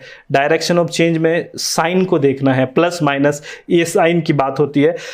इसको समझना कैसे, यहाँ पे एक इंपॉर्टेंट बात हम करेंगे जो एग्जाम में पूछी जाती है। यहाँ पे ईयर दिए हुए हैं या प्राइस दिए हुए हैं, ये साइन डेविएशन है, और ये डिमांड दी गई है और ये डिमांड का साइन है डेविएशन का, और यहाँ पे प्रोडक्ट है, ठीक है ना। तो बात करते हैं, जैसे किसी चीज का वैल्यू प्राइस था 25 और उसका 28 हो गया, तो देखो 25 से 28 हुआ तो प्लस हुआ कि नहीं हुआ। 25 से 28 होना क्या होगा, प्लस होगा। 28 से 30 होना भी प्लस हो गया। 30 से 23 हो गया तो घटा है ना चीज, तो माइनस हो गई। 30 से 35 हो गया तो प्लस हो गया। 35 से 38 हो गया तो प्लस हो गया। 38 से 39 हो गया तो प्लस हो गया। 39 से 42 हो गया तो प्लस हो गया ना फ्रेंड्स। ऐसे ही हम डिमांड वाले में ले लेंगे, 35 से 34 हो गया तो माइनस हो गया। 34 से 35 हो गया तो प्लस हो गया। 30 से 29 हो गया तो माइनस हो गया। तो ये साइन हम ले लेते हैं कि बड़ा है या घटा है उसके अकॉर्डिंग। तो हमें याद क्या रखना है, हमें याद ये रखना है फ्रेंड्स, जब हम कोई भी जो डिफरेंट साइन के बीच प्रोडक्ट निकालते हैं, इनटू करते हैं, तो हमेशा क्या आएगा, डिफरेंट के लिए माइनस आएगा। क्या आएगा, डिफरेंट साइन के बीच जब हम प्रोडक्ट निकालते हैं, इनटू करते हैं, तो क्या आएगा, माइनस आएगा। और जब हम सेम के बीच करते हैं तो प्लस आएगा। तो आप कहोगे सर ये तो हमें पता ही है कि माइनस प्लस माइनस आता है, माइनस माइनस प्लस आता है, लेकिन मैं आपको फ्रेंड बोलूं कि आप जीरो और माइनस के बीच इंटू करो, क्या आएगा। यहां दिक्कत हो गई ना आपको, जीरो और माइनस। जीरो भी आ सकता है, क्यों आ सकता है कि यहां 35 से 35 आ जाता तो जीरो हो गया ना डेविएशन। तो याद रखना ये दो डिफरेंट है ना, जीरो और माइनस। तो दो डिफरेंट के बीच जब भी हम इनटू करेंगे तो क्या आएगा, माइनस आएगा। तो जीरो और माइनस का प्रोडक्ट क्या आ जाएगा, माइनस आ जाएगा। जीरो और प्लस का प्रोडक्ट क्या आ जाएगा, माइनस आ जाएगा। और जीरो का क्या आ जाएगा, प्लस आ जाएगा। ये आपको एग्जाम के पॉइंट ऑफ व्यू से ध्यान रखना है, ये मोस्ट इंपॉर्टेंट है। और ये सारी चीजें मैं किसके बारे में बता रहा हूँ फ्रेंड्स, ये इस फॉर्मूले के बारे में बता रहा हूँ। कहीं घोचपोच तो नहीं हो गया होगा दिमाग कि ऐसे सर क्या हो रहा है, ये हो रहा है। ये जो डायरेक्शन वाला फॉर्मूला था, डायरेक्शन ऑफ चेंज में यहाँ पे वैल्यू पुट करने के लिए बात हो रही थी, ठीक है ना फ्रेंड्स। ये सारा फॉर्मूला था। सी क्या है, number of positive science after multiplying. ये सारा का सारा वो उस टेबल से आपको वैल्यू निकाल के इसमें पुट करनी है। ये आपको एग्जाम में आ सकता है फ्रेंड्स, ये इंपॉर्टेंट है, ध्यान रखना है। ये फॉर्मूले बहुत इंपॉर्टेंट है, ठीक है ना। और ये साइन वाली बात आपको समझ में आ गई होगी फ्रेंड्स, ठीक है। और नेक्स्ट अपना है फ्रेंड्स रिग्रेशन। और रिग्रेशन क्या बताता है, देखो मैंने बात की थी ना जब अपन ने ये टॉपिक स्टार्ट किया था, तभी कहा था कि इसमें ओरिजिनल यूनिट्स ऑफ डाटा होता है, वहां पे ओरिजिनल यूनिट्स नहीं होती है। किसमें, कोरिलेशन में। एक तो ये आपको ध्यान रखना है, जैसे सेल और एडवर्टाइजमेंट, वहां पे हो, मैं ये कभी नहीं होता ये नहीं कह रहा, वहां पे सेम यूनिट ना भी हो तो भी चल जाता है कोरिलेशन में। यहां पे तो ओरिजिनल यूनिट्स होगी ही होगी, किसमें, रिग्रेशन में। ये आपको ध्यान रखनी है बात, ठीक है ना। ये सेल एंड एडवर्टाइजमेंट का जो भी आप वो जो रिलेशन देख रहे हो, ये आप कोरिलेशन में भी देख सकते हो। हाइट और वेट का भी वहां देख सकते हो, लेकिन यहाँ पे हाइट और वेट का नहीं देख सकते रिग्रेशन में, क्योंकि वहां पे यूनिट क्या है, वहां पे एब्सोल्यूट यूनिट नहीं है। जबकि रिग्रेशन बात करता है एब्सोल्यूट यूनिट के बारे में, एब्सोल्यूट के बारे में ही बात करता है, रिलेशन के या रिलेटिव के बारे में बात नहीं करता। और ये बेसिक कंपेरिजन है फ्रेंड्स, कोरिलेशन कोएफिशिएंट के बारे में और रिग्रेशन कोएफिशिएंट के बारे में। अगर आपको ये डिटेल से पढ़ना है फ्रेंड्स, तो मैं बार बार कह रहा हूं, आप ये जो पीडीएफ फाइल है, ये अपनी जो वेबसाइट है www.swmg.in से आप क्या कर सकते हैं, डाउनलोड कर सकते हैं, ठीक है ना फ्रेंड्स। और इसमें ये जो मेजर है, ये जो डिफरेंस है, ये आपको एग्जाम के पॉइंट ऑफ व्यू से ध्यान रखना है। कोरिलेशन क्या बताता है, रिलेटिव मेजर, और ये क्या बताता है, रिग्रेशन एब्सोल्यूट मेजर। और जो कोरिलेशन है वो इंडिपेंडेंट है, किससे, ओरिजिन एंड स्केल दोनों से, ध्यान रखना। और ये क्या है, independent of change of origin not scale. ये बात मैंने आपको शुरू में कही थी ना कि आगे आपको ध्यान रखनी है। ये ओरिजिन से तो इंडिपेंडेंट होता है, लेकिन स्केल से इंडिपेंडेंट नहीं होता। कौन, रिग्रेशन। जबकि कोरिलेशन ओरिजिन से भी और किससे, स्केल से भी इंडिपेंडेंट होता है। और ये कोरिलेशन है वो यूनिट से भी इंडिपेंडेंट होता है, लेकिन रिग्रेशन यूनिट से भी इंडिपेंडेंट नहीं होता, इसमें यूनिट होती है, ठीक है ना फ्रेंड्स। और एब्सोल्यूट मेजर करता है कौन, रिग्रेशन। ये बात थी फ्रेंड्स, कोरिलेशन और रिग्रेशन के बारे में। और ये प्रॉपर्टीज है किसकी, रिग्रेशन लाइन की प्रॉपर्टीज है, ध्यान रखना रिग्रेशन लाइन की प्रॉपर्टीज है। और 2 रिग्रेशन इक्वेशन बात करते हैं, एक रिग्रेशन इक्वेशन बात करते हैं y ऑन x, ये याद रखना है y ऑन x, यानी कि y क्या है यहाँ पे, y यहाँ पे डिपेंडेंट है, क्या है, डिपेंडेंट है, y equal to a plus B X, ठीक है ना, y क्या है, डिपेंडेंट है, तो ये है किसका, y का, और ये है regression equation of x on y, तो यहाँ पे डिपेंडेंट कौन है, x है, तो x equal to a plus B Y, तो ये क्या है, रिग्रेशन है, रिग्रेशन कोफिशिएंट की बात हो रही है ना, तो प्रोडक्ट ऑफ रिग्रेशन कोफिशिएंट क्या आएगा, आर स्क्वायर, ये बहुत इंपॉर्टेंट है, प्रोडक्ट ऑफ रिग्रेशन कोफिशिएंट क्या होता है, आर स्क्वायर, और आर क्या था, कोरिलेशन रिग्रेशन कोफिशिएंट था ना, कोरिलेशन कोफिशिएंट था ना, क्या, आर, तो याद रखना प्रोडक्ट ऑफ रिग्रेशन कोफिशिएंट का जो प्रोडक्ट होता है, ये रिग्रेशन कोफिशिएंट है B X Y dot B Y X, ये रिग्रेशन कोफिशिएंट है, इसका जो प्रोडक्ट होता है वो क्या होता है, आर स्क्वायर होता है, और आर क्या था, कोरिलेशन कोफिशिएंट था ना, ठीक है ना फ्रेंड्स, याद रखना है ये रिलेशन बहुत इंपॉर्टेंट है। और regression coefficient and correlation coefficient have the same sign, ये ध्यान रखना है, बहुत इंपॉर्टेंट बात है, रिग्रेशन कोफिशिएंट और कोरिलेशन कोफिशिएंट क्या रखते हैं, सेम साइन रखते हैं।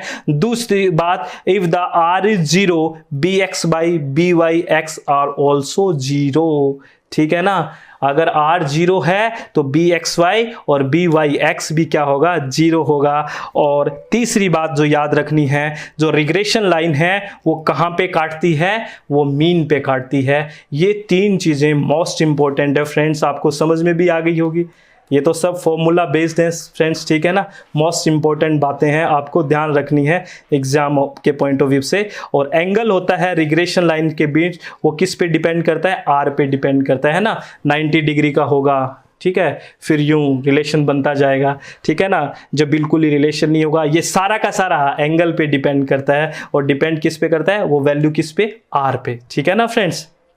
और बात करते हैं प्रॉपर्टीज ऑफ रिग्रेशन कोफिशिएंट, तो रिग्रेशन कोफिशिएंट में क्या है, वही बात कि R B X Y B Y X है सेम साइन, यानी कि कोरिलेशन जो कोफिशिएंट है और रिग्रेशन कोफिशिएंट है वो सेम साइन होते हैं, यही बात थी। और both can not be greater than 1, ये तो सही बात है, क्योंकि दोनों का प्रोडक्ट 1 होना चाहिए ना, दोनों एक से ज़्यादा नहीं हो सकते, ये बात तो है, क्योंकि दोनों का प्रोडक्ट क्या होता है, मैक्सिमम तो एक ही होगा ना, तो both can not be greater than 1, एक से ज़्यादा नहीं हो सकते, ध्यान है ना ये बात, ठीक है ना फ्रेंड्स।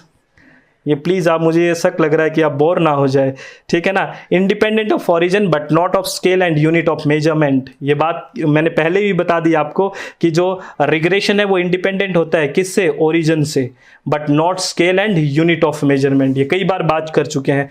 अर्थमेटिक मीन है वो किससे बड़ा होता है, आर से, और आर क्या है, जियोमेट्रिक मीन है, तो आपसे अर्थमेटिक मीन और जियोमेट्रिक मीन का बीच का रिलेशन पूछ ले तो क्या बताओगे, तो arithmetic mean greater than geometric mean, ये बन गया ना फॉर्मूला, मैंने कुछ नहीं किया, आर की जगह जियोमेट्रिक मीन रख दिया बस, ठीक है ना फ्रेंड्स। ये भी ऐसे भी क्वेश्चन पूछ लेते हैं, क्योंकि ऑब्जेक्टिव टाइप क्वेश्चन है फ्रेंड्स, कैसे ही तो क्वेश्चन बन सकते हैं। आई होप कि आपको सारी बातें क्लियर हो रही होगी फ्रेंड्स, कुछ भी डाउट रहे ना तो प्लीज़ पूछ लेना, ठीक है ना, बिल्कुल भी मन में शंका नहीं रखनी है, ठीक है ना फ्रेंड्स, ध्यान रखना है सारी चीज़ों का। और अब बात करते हैं फ्रेंड्स टॉपिक नंबर 5 के बारे में, और टॉपिक नंबर 5 का क्या नाम है, प्रोबेबिलिटी, अप्रोच टू प्रोबेबिलिटी और बेस थ्योरम, ये भी इंपॉर्टेंट है, ठीक है ना फ्रेंड्स। तो सबसे पहले हम बात करते हैं प्रोबेबिलिटी होती क्या है, अपना नाम ही बता रहा है इसका, प्रोबेबिलिटी एक तरह से संभावना है, यानी कि किसी भी चीज़ के कितने पॉसिबल आउटकम हो सकते हैं, कितने संभावना से रिजल्ट या परिणाम आ सकते हैं, पॉसिबल आउटकम कितने हो सकते हैं, ये है प्रोबेबिलिटी। एग्जाम्पल के तौर पर आपने एक कॉइन को टॉस किया, तो कॉइन टॉस करने में जैसे प्रोबेबिलिटी की बात करें तो हेड और टेल आने की संभावना, या तो हेड आएगा या टेल आएगा, ठीक है ना, तो ये होती है प्रोबेबिलिटी। तो हेड आने की प्रोबेबिलिटी क्या होगी, 1/2, और टेल आने की भी प्रोबेबिलिटी क्या होगी, 1/2 होगी, ठीक है ना। तो संभावना, जैसे एक डिस्क है उसके 6 नंबर 1 2 3 4 5 6 होते हैं, तो उसको अगर आपने करा तो 1 आने की संभावना 1/6, 2 आने की संभावना 2/6, 3 आने की संभावना 3/6, यानी कि कितनी पॉसिबल रिजल्ट या आउटकम आपके पास आ सकते हैं, वो होती है प्रोबेबिलिटी, ठीक है ना फ्रेंड्स। तो ये होती है प्रोबेबिलिटी, ये एग्जांपल लिखा हुआ है वही कॉइन वाला दिखा हुआ है, ठीक है ना फ्रेंड्स। ये आप ले सकते हैं। PDF आपको बता ही दिया, बार बार मैं बोल रहा हूँ कि अपनी वेबसाइट से आप ले सकते हैं swmg.in से, ठीक है ना। कुछ बेसिक टर्म्स हैं। सबसे पहले हम बात करते हैं रैंडम एक्सपेरिमेंट की फ्रेंड्स। रैंडम एक्सपेरिमेंट क्या होता है, इसको थोड़ा गौर से सुनना। Experiment for which the set of possible outcome is known, ठीक है ना, यानी कि कितने पॉसिबल आउटकम आ सकते हैं इसका हमें पता होता है, लेकिन can not be set prior to performing the experiment. इसको कहते हैं रैंडम एक्सपेरिमेंट। क्या कह रहा है कि कितने पॉसिबल आउटकम आते हैं। रैंडम एक्सपेरिमेंट किसको कहते हैं कि कितने पॉसिबल परिणाम आ सकते हैं इसका तो हमें पता होता है, लेकिन क्या परिणाम आएगा ये हमें एक्सपेरिमेंट के बाद ही पता हो चलेगा। ये है रैंडम एक्सपेरिमेंट कि एक्सपेरिमेंट हमें करके देखना ही पड़ेगा। जैसे हमने टॉस किया एक कॉइन को, लेकिन कॉइन को टॉस करने से पहले हमें ये तो पता है कि पॉसिबल आउटकम क्या आएगा। सेट ऑफ पॉसिबल आउटकम 2 ही आने हैं, या तो हेड आएगा या फिर टेल आएगा, इसमें से कोई एक आएगा, है ना फ्रेंड्स। तो ये कह रहा है, लेकिन हमें ये नहीं पता पहले कि आएगा क्या, ये तो एक्सपेरिमेंट करने से ही पता लगेगा। तो ये होता है रैंडम एक्सपेरिमेंट, ये आपको ध्यान रखना है, ठीक है ना। रोलिंग ए डाई, ये सारी बात है, ठीक है ना फ्रेंड्स। ये rolling of die. Sample space एक टर्म है। सैंपल स्पेस का क्या मतलब होता है, सैंपल स्पेस का मतलब होता है जो मैक्सिमम आउटकम कितने आने हैं। जैसे रोलिंग एक डाई को रोल करने से मैक्सिमम आउटकम कितना आएगा, 6 आएगा। कितना आएगा, 6 आएगा। 1 2 3 4 5 6 में से कोई भी मैक्सिमम कितना है, 6 है। तो ये हो रहा है सैंपल स्पेस। आप समझ रहे हैं ना, 6 में से कोई सा भी आ सकता है, तो मैक्सिमम आउटकम या कितने हैं, 6 हैं। तो ये है इसका सैंपल स्पेस। और सैंपल स्पेस और आउटकम क्या है, आउटकम यानी कि एक पॉसिबल आने की जो संभावना है। जैसे एग्जांपल के बात करें, in rolling a die 2 is a possible outcome, यानी कि कितने पॉसिबल आउटकम है। तो 2 भी आ सकता है ना इसमें, 1 भी एक पॉसिबल आउटकम है, 3 भी पॉसिबल आउटकम है। तो जो पॉसिबल कोई संभावना से क्या परिणाम आ सकता है, दैट इज आउटकम। और सैंपल स्पेस और आउटकम के बीच का मतलब समझ गए ना। सैंपल स्पेस में जो टोटल कितने आ सकते हैं, ठीक है ना, 6 आ सकते हैं, लेकिन एक आएगा तो एक ही ना, तो वो होगा एक आउटकम यानी कि परिणाम। 6 के 6 एक साथ तो नहीं आएंगे ना फ्रेंड्स, 6 के 6 एक साथ है, उसको क्या बोलेंगे, सैंपल स्पेस। लेकिन जो एक आएगा दैट इज आउटकम, ठीक है ना। आगे बात करते हैं रिलेटिव एक्यूरेंस ऑफ एन आउटकम। ये बड़ा अच्छा है। रिलेटिव एक्यूरेंस का क्या मतलब है, सपोज करिए आपने एक कॉइन को 100 बार टॉस किया, ठीक है ना, कॉइन को 100 बार टॉस किया और हेड इसमें 47 टाइम्स आ गया। कितनी बार, 47 बार हेड आया जब आपने 100 बार कॉइन को टॉस किया। तो दो रिलेटिव एक्यूरेंस ऑफ हेड कितना हो गया, 47/100 यानी कि 0.47। रिलेटिव का मतलब जितनी बार हमने एक्सपेरिमेंट किया है उससे हमें डिवाइड करना है जो हमारा आउटकम आया है उससे। तो वो क्या आ जाएगा, रिलेटिव एक्सपेरिमेंट, रिलेटिव एक्यूरेंस, ठीक है ना फ्रेंड्स, आउटकम का। और बात करें equally likely outcome. Equally likely outcome का क्या मतलब है, इसका मतलब ये है फ्रेंड्स, जैसे आपने कॉइन को टॉस किया तो हेड और टेल आने की इक्वल संभावना होता है कि नहीं फ्रेंड्स। हेड भी आ सकता है जब उछालने से पहले, आपको नहीं पता, अगर फेयरली उसको उछाला जाता है तो, और टेल भी आ सकता है, आपको नहीं पता। तो ये होता है इक्वली लाइकली आउटकम, यानी कि इक्वली ये पार्ट रखते हैं, कोई सा भी आ सकता है, ठीक है। और म्यूचुअली एक्सक्लूसिव इवेंट क्या होता है, ये एग्जाम के पॉइंट ऑफ व्यू से इंपॉर्टेंट है। कई बार एग्जाम पूछ लेता है कि म्यूचुअली एक्सक्लूसिव इवेंट का क्या मतलब होता है। म्यूचुअली एक्सक्लूसिव इवेंट का मतलब होता है, मान लो आपने एक कॉइन उछाला, उसमें हेड आ गया, तो टेल तो उससे बाहर चला गया ना, टेल तो नहीं आएगा ना, हेड आ गया। तो यानी कि अगर एक आउटकम आ चुका है तो दूसरा उसमें नहीं आएगा, यानी कि वो एक्सक्लूड हो चुका है, वो बाहर जा चुका है। This is mutually exclusive event, ठीक है ना। Even head and tail are mutually exclusive because both can not be happen. एक साथ दोनों नहीं हो सकते, सिंगल ट्रायल पे दोनों नहीं आ सकते, ठीक है ना फ्रेंड्स। ये है म्यूचुअली एक्सक्लूसिव इवेंट, ये आपको ध्यान रखना है। आप सिक्का उछालोगे तो एक साथ थोड़ी आ जाएंगे हेड और टेल, या तो हेड आएगा या टेल आएगा, यानी कि दोनों घटनाएं एक साथ घटित नहीं हो सकती। This is mutually exclusive event, ध्यान रखना है फ्रेंड्स, ठीक है। एग्जाम के पॉइंट ऑफ व्यू से इंपॉर्टेंट बात थी वो। आगे बात करते हैं अप्रोच या types of probability, classical, relative, subjective, modern या एक्सियोमेटिक। ये थोड़ी सी एग्जाम से रिलेटेड बहुत ही इंपॉर्टेंट बातें हैं, थोड़ी सी क्या अच्छी इंपॉर्टेंट बातें हैं, ये ध्यान रखना है। क्लासिकल प्रोबेबिलिटी को क्या कहते हैं? प्रायर प्रोबेबिलिटी भी कहते हैं। क्लासिकल को क्या कहते हैं? प्रायर प्रोबेबिलिटी की भी कहते हैं। यानी कि ये बहुत पहले से यूज हो रही है, क्लासिकल है, ठीक है ना। जैसे एक हमने कॉइन वगैरह को उछाला तो कॉइन उछालने से हेड आएगा कि टेल आएगा, ये सारी की सारी यानी इक्वल चांस है किसी को घटित होने की। जैसे टॉस को उछाला कॉइन तो हेड और टेल आने का इक्वल चांस है। तो इस तरह की जो प्रोबेबिलिटी होती है वो कौन सी होती है? क्लासिकल होती है। जैसे हमने रोलिंग ऑफ फेयर डाई की बात करी, डाइस की बात करी, या टॉसिंग ऑफ अनबायस्ड कॉइन आया, यानी कि इक्वल चांस होता है कुछ न कुछ आने का, उसको कहते हैं क्लासिकल। एक तरह से बहुत पुरानी है इसलिए क्लासिकल बोलते हैं इसको। दूसरी है relative probability based on experiment और ऑब्जर्वेशन। ये जो रिलेटिव प्रोबेबिलिटी है ये बेस्ड किस पे होती है? एक्सपेरिमेंट या फिर ऑब्जर्वेशन पे होती है। ये बहुत इंपॉर्टेंट है, ध्यान रखना। एग्जाम्पल के तौर पे क्या किया आपने कुछ नोटिस किया कि 100 कारें पास हुई, 100 कार्स पास हुई आपके सामने से, और आपने पाया कि उसमें 23 कार थी वो रेड थी, तो रिलेटिव फ्रीक्वेंसी कितनी हो जाएगी? जो अभी ऊपर बात करी 23/100, ये है रिलेटिव फ्रीक्वेंसी, ठीक है ना फ्रेंड्स। जो हमने ऊपर भी बात करी थी अभी, हेड को 100 बार कॉइन को उछाला था, याद है ना आपको? तो ये रिलेटिव। और सब्जेक्टिव प्रोबेबिलिटी क्या होती है? सब्जेक्टिव होती है व्यक्तिगत, एक तरह से ये वेरी करता है, ये पर्सनल जजमेंट होता है अपने एक्सपीरियंस के आधार पे। जैसे अगर हम बात करें जैसे आपको घर में या कोई बाहर कोई तो ये कहता होगा कि आपका जेआरएफ हो जाएगा, कोई चक्कर ही नहीं है, आप आराम से बहुत बढ़िया से पढ़ रहे हो, ठीक है ना। उसकी प्रोबेबिलिटी आपकी तरफ या आपके विचार हैं, पॉजिटिव विचार हैं आपके लिए, और एक कह रहा है नहीं नहीं तू ऐसे ही फालतू में लगा हुआ है, तेरा सिलेक्शन ही नहीं होना। कुछ होते हैं ना ऐसे, तो डिमोरलाइज करने वाले भी होते हैं। तो वो एक अपने सब्जेक्टिव प्रोबेबिलिटी है, यानी कि व्यक्तिगत विचार है ना, तो वो होती है सब्जेक्टिव प्रोबेबिलिटी। और इसमें कोई फॉर्मल कैलकुलेशन नहीं होती है, ये एक अपने विचार होते हैं, व्यक्तिगत विचार होते हैं, दैट इज सब्जेक्टिव, ठीक है ना। और एक्जियोमेट्रिक अप्रोच, ये मॉडर्न भी बोला जाता है, इसको मॉडर्न प्रोबेबिलिटी भी बोला जाता है फ्रेंड्स, ठीक है ना।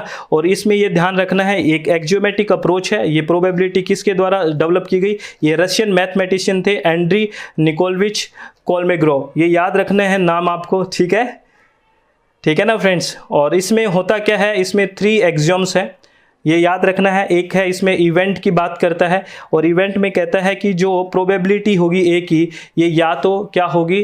ग्रेटर देन 0 होगी या इक्वल टू 0 होगी। ये बात याद रखनी है, 3 बातें इसमें। ये कह रहे हैं कि ए की जो प्रोबेबिलिटी है ये तो या तो ग्रेटर होगी 0 से या इक्वल टू 0 होगी। एक तो पहली बात तो ये, ठीक है ना फ्रेंड्स, या तो 1 होगी या 0, या तो प्रोबेबिलिटी होगी नहीं या फिर होगी, यही तो बात होगी। और दूसरा क्या है? सैंपल स्पेस के बारे में। पहला तो इवेंट के बारे में था, तो ये कह रहा है the set of the possible outcome. क्या था? Set of the possible outcome is the set of, क्या था? सैंपल स्पेस ही था ना। पॉसिबल आउटकम कितने आ सकते हैं? डाइस में हमने 6 की बात करी थी, तो वो क्या था? सैंपल स्पेस था। तो ये कह रहा है कि the set of all possible outcome is क्या होता है? 1 होता है। क्या होता है? 1, क्योंकि आएगा तो एक ही ना, सारों में से सारे एक साथ तो आएंगे नहीं। तो सैंपल स्पेस में the set of all possible outcome, possibility क्या होगी? 1। ये दूसरी बात आपको ध्यान रखनी है। और तीसरी बात आपको ध्यान रखनी है म्यूचुअली एक्सक्लूसिव की। याद है ना, म्यूचुअली एक्सक्लूसिव, कि दोनों एक साथ नहीं आ सकते। याद है, या तो हेड आएगा या टेल आएगा, दोनों एक साथ घटनाएं नहीं हो सकती। तो ये फॉर्मूला आपको याद रखना है प्लीज़।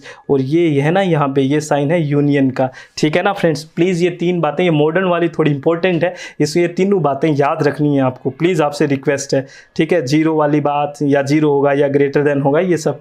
आगे है बियोस थ्योरम, और बियोस थ्योरम को पोस्टीरियर प्रोबेबिलिटी भी कहते हैं। पोस्टीरियर प्रोबेबिलिटी क्यों कहते हैं जी?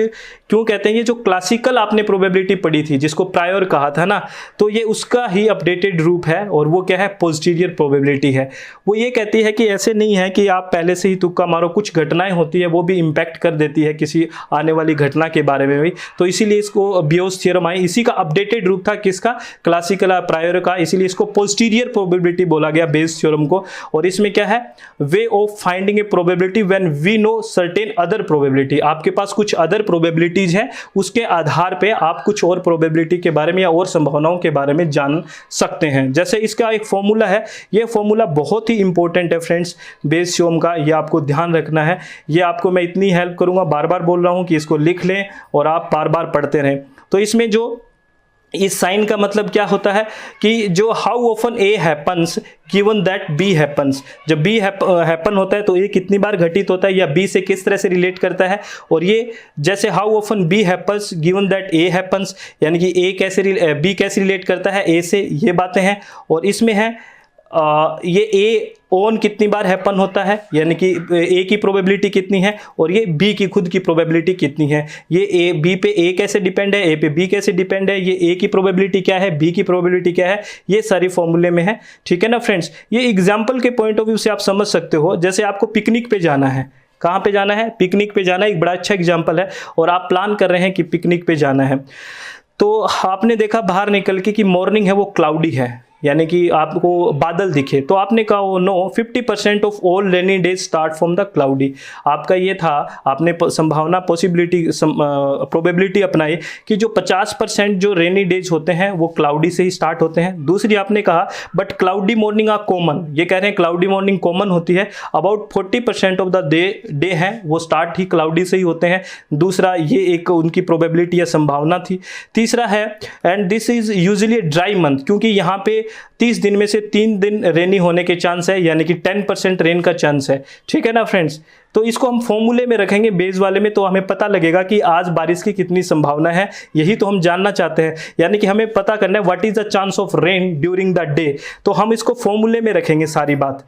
ठीक है ना, फॉर्मूले में रखेंगे तो पी रेन, जो ए बी वाली बात है ना वो यहाँ आ गई, P rain cloud, P rain, P cloud rain और पी क्लाउड। तो यहाँ पे जो स्टेटमेंट दिए गए हैं वहाँ फॉर्मूले में रख देंगे। तो पी रेन की कितने हैं 10% संभावना, क्योंकि आप कह रहे हो कि 3 दिन होती है 30 में से, और P cloud rain probability cloud है कितनी 50%, तो अपने दिए है ना कि 50% होता है कि क्लाउड के कारण रेन हो सकती है, और अकेला पी है वो क्लाउड से कैसे है 40% डिपेंड कर रहा है, जो तीसरा स्टेटमेंट था ऊपर आपने।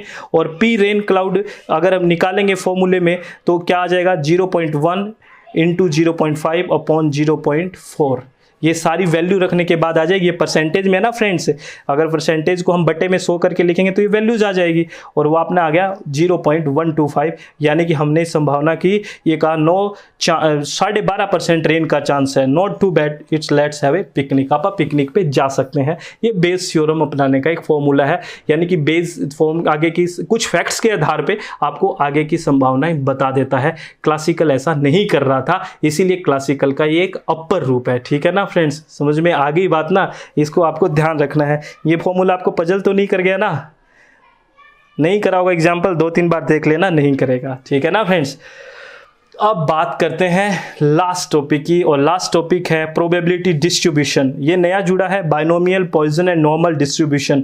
इसमें बहुत छोटी छोटी बातें हैं, और इस चैप्टर में डिस्ट्रीब्यूशन क्या होता है, वितरण एक तरह से है ना, डिस्ट्रीब्यूट कैसे है। और इस डिस्ट्रीब्यूशन में सबसे ज़्यादा अगर इंपॉर्टेंट है तो नॉर्मल डिस्ट्रीब्यूशन की जो कैरेक्टरिस्टिक्स या प्रॉपर्टीज़ हैं वो सबसे ज़्यादा इंपॉर्टेंट है। अब वही याद कर लें तो मोर देन सफिशिएंट हो जाएगा फ्रेंड्स, लेकिन सारा याद करो तो बेहतर ही है। ठीक है ना, प्रोबेबिलिटी डिस्ट्रीब्यूशन क्या होता है, इज ए टेबल और an equation that link each outcome of A statistical experiment with its probability. एक टेबल से हमें ना आउटकम को रिलेट करना, यही तो क्या होता है, यानी कि किस तरह से क्या डाटा है वो किस तरह से डिस्ट्रीब्यूट है, किस तरह से उनका वितरण हुआ है, ये हम जानने की कोशिश करते हैं प्रोबेबिलिटी डिस्ट्रीब्यूशन में। बहुत सिंपल सी बात है। टाइप्स ऑफ अगर डिस्ट्रीब्यूशन की बात करें तो ऑब्जर्वेशन फ्रीक्वेंसी डिस्ट्रीब्यूशन, ये ध्यान रखना है, कीवर्ड्स हैं। ऑब्जर्व्ड फ्रीक्वेंसी डिस्ट्रीब्यूशन क्या होता है, ये एक्चुअल ऑब्जर्वेशन होते हैं या एक्सपेरिमेंट होते हैं। जैसे एक marks of student in A class, जैसे मार्क्स आते हैं ना स्टूडेंट्स के एक क्लास में, तो ये क्या ऑब्जर्व्ड है या फिर ये एक्चुअल ऑब्जर्वेशन है ना, मार्क्स तो एक्चुअली है। ठीक है ना फ्रेंड्स, और दूसरा हो सकता है थ्योरेटिकल या प्रोबेबिलिटी डिस्ट्रीब्यूशन, जिसकी हम बात कर रहे हैं। तो प्रोबेबिलिटी या थ्योरेटिकल डिस्ट्रीब्यूट होते हैं not obtained by actual observation और एक्सपेरिमेंट। इसमें एक्चुअल ऑब्जर्वेशन नहीं है, क्योंकि खुद ही तो कह रहा है प्रोबेबिलिटी है ना, तो एक्चुअल ऑब्जर्वेशन कहां से हो जाएगी फ्रेंड्स, तो इसकी बात हम कर रहे हैं। ठीक है ना, और जैसे कॉइन टॉस किया, जैसे कॉइन टॉस करते हैं ना, तो उसमें एक्चुअल तो नहीं पता ना आपको, संभावना है, एक्चुअल प्रोबेबिलिटी एकदम कोई एक्चुअल ऑब्जर्वेशन थोड़ी है उसमें, तो वो तो एक्सपेरिमेंट करने के बाद आपको पता लगेगा ना। ठीक है ना, तो प्रोबेबिलिटी डिस्ट्रीब्यूशन में कैसे कैसे आप मेजर कर सकते हो। प्रोबेबिलिटी डिस्ट्रीब्यूशन दो तरह से हमने डिवाइड किया है, डिस्क्रीट और कंटिन्यूस।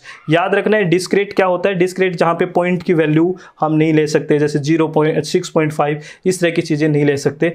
कंटिन्यूस में 0.6 6.5, 7.5 या पॉइंट की वैल्यू ले सकते हैं, जैसे हाइट है, वेट है, लेकिन नंबर ऑफ स्टूडेंट ये तो नहीं कह सकते ना आप 6.5 नंबर ऑफ स्टूडेंट बैठे हैं, ऐसा तो नहीं कह सकते। ये आएगा डिस्क्रेट में और कंटिन्यूस में, जहाँ पे पॉइंट की वैल्यू हम यूज कर सकते हैं सामान्यतः।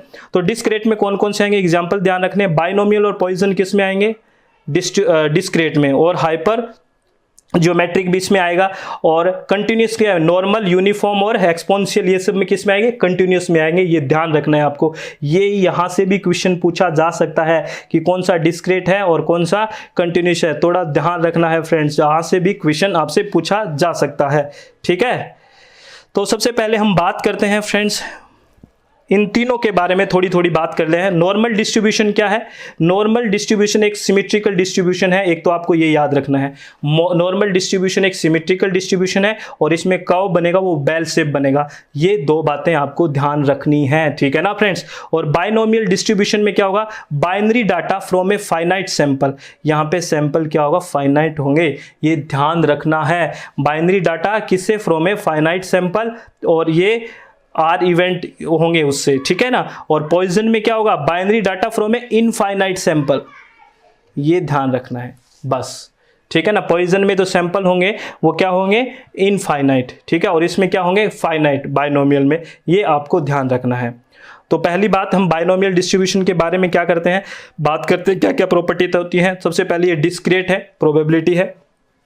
दूसरा ये डेवलप्ड किसके बाय गए हैं, स्विस का मैथमेटिशियन थे जेम्स बर्नौली, ये नाम याद रखना, ये इंपॉर्टेंट है, बाइनोमियल इनके द्वारा बनाई गई, ठीक है। और उसके बाद जहाँ पे दो पॉसिबिलिटीज हो सकती हैं, एक तो सक्सेस, क्योंकि बाइनरी है ना, सक्सेस या फेलियर पी और क्यू से डिनोट करते हैं, लाइन ग्राफ बनेगा, ठीक है।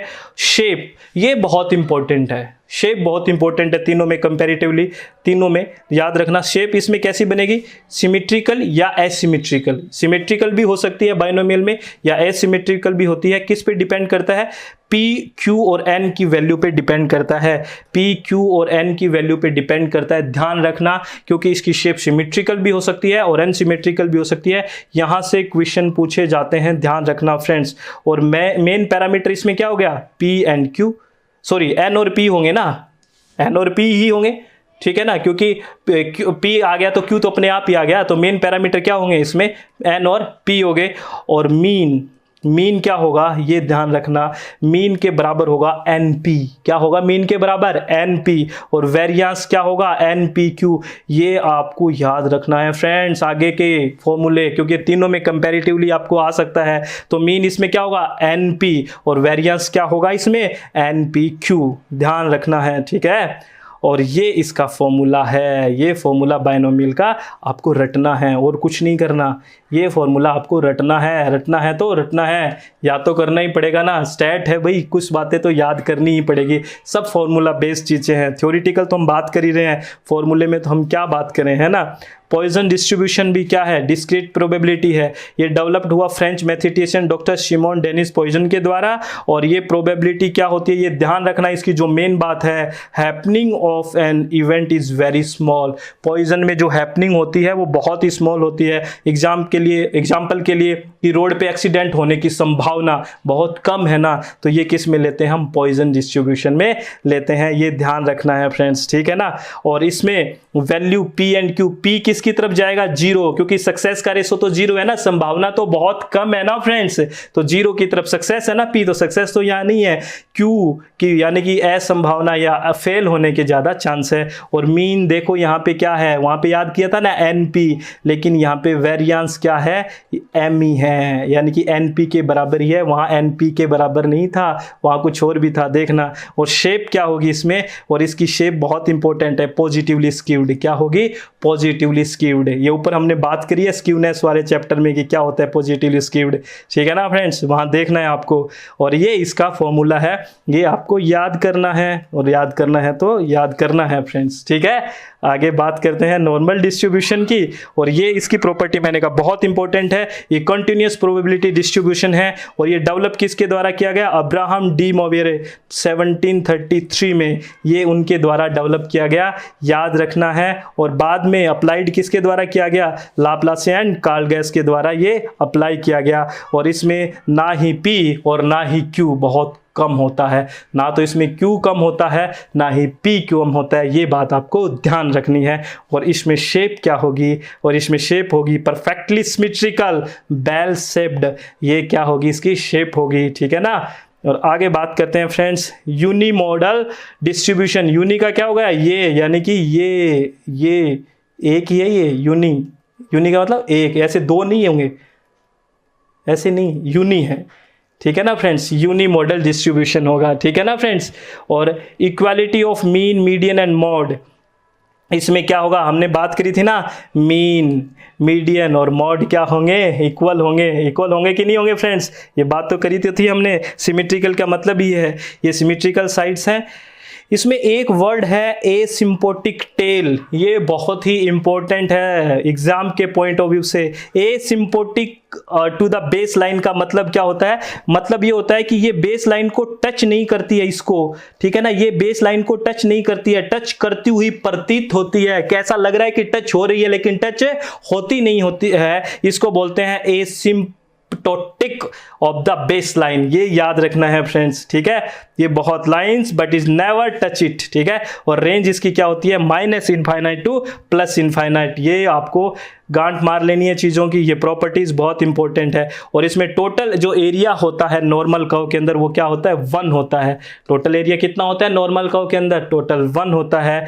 और height at mean is the maximum, height किस पे होती है, मैक्सिमम मीन पे, क्योंकि यहाँ पे मीन, मीडियन और मॉड तीनों बराबर होते हैं, ठीक है। और इक्वी डिस्टेंस ऑफ कर्टाइल्स, इसमें जो डिस्टेंस होती है वो इक्वल होती है, ठीक है ना फ्रेंड्स। ये जो कर्टाइल्स की जो है ना, ये कहते हैं इक्वल होती है। ये टोटल 100% है तो ये 50% है, ये 50% है, तो सब की क्या है, इक्वल क्या है, डिस्टेंस है। यानी कि Q3 माइनस एम की बात करें, ये जो Q3 है और इससे माइनस एम की बात करें, ये किसके बराबर है फ्रेंड्स, तो यहाँ क्या है फ्रेंड्स, देखो Q3 minus M equal to M minus Q1। क्या कहने का मतलब है कि ये यहाँ पे मान लो पूरा 100% है तो 50% ये हो गया, 50% ये हो गया, यानी कि इक्वल है। कैसे, जैसे अगर Q3 माइनस मीडियन करा हमने, यानी कि Q3 माइनस एम, ये किसके इक्वल है, ये इक्वल है ये मीडियन माइनस Q1 के, ठीक है ना, क्योंकि इक्वली डिस्ट्रीब्यूशन है, सिमिट्री है, इसलिए ये ध्यान रखना है फ्रेंड्स आपको, ठीक है।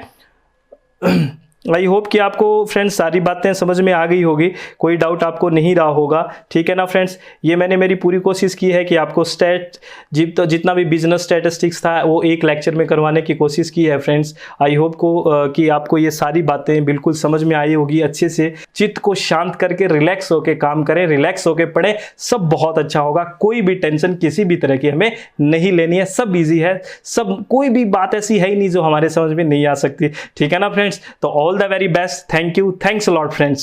हेलो फ्रेंड्स, आप मुकेश गोयल, आई होप कि आप सारे बहुत अच्छे हैं। फ्रेंड्स, क्या आपको यूजीसी नेट पेपर को हैंडल करने में प्रॉब्लम आ रही है? कई बार ऐसे लगते हैं कि सारे ऑप्शन भी ये ठीक से हैं, एक जैसे से ऑप्शन लग रहे हैं। तो अगर आप इन कंसेप्ट्स को क्लियर करना चाहते हैं और अच्छे से तैयारी करना चाहते हैं चित्त को शांत करके, तो हमारे साथ आप SWMG एप्लीकेशन पे जुड़ सकते हैं, जिसपे हम लाइव सेशन लेते हैं। और लाइव सेशन के साथ अगर कोई नहीं देख पाता है तो रिकॉर्डेड सेशन भी उनको मिलते हैं, और हिंदी और इंग्लिश माध्यम में दोनों में तैयारी करवाते हैं। और PDF नोट्स भी होते हैं, अगर आप चाहते हैं तो उनका प्रिंट निकलवा सकते हैं। और एकदम क्लास में एक फैमिलियर माहौल रखते हुए रेज हैंड का ऑप्शन रखते हैं। अगर किसी स्टूडेंट को डाउट आता है पढ़ते टाइम तो रेज हैंड करके वो कंसेप्ट्स को क्लियर कर सकता है, अपने डाउट्स को क्लियर कर सकता है। और बिल्कुल हम टू द पॉइंट कि इस कंसेप्ट से किस तरह के क्वेश्चंस बने हुए हैं, आगे किस तरह के क्वेश्चंस बन सकते हैं, उस पर बात करते हैं। SWMG ऐप को इंस्टॉल करें, रजिस्टर करें। Thanks a lot friends.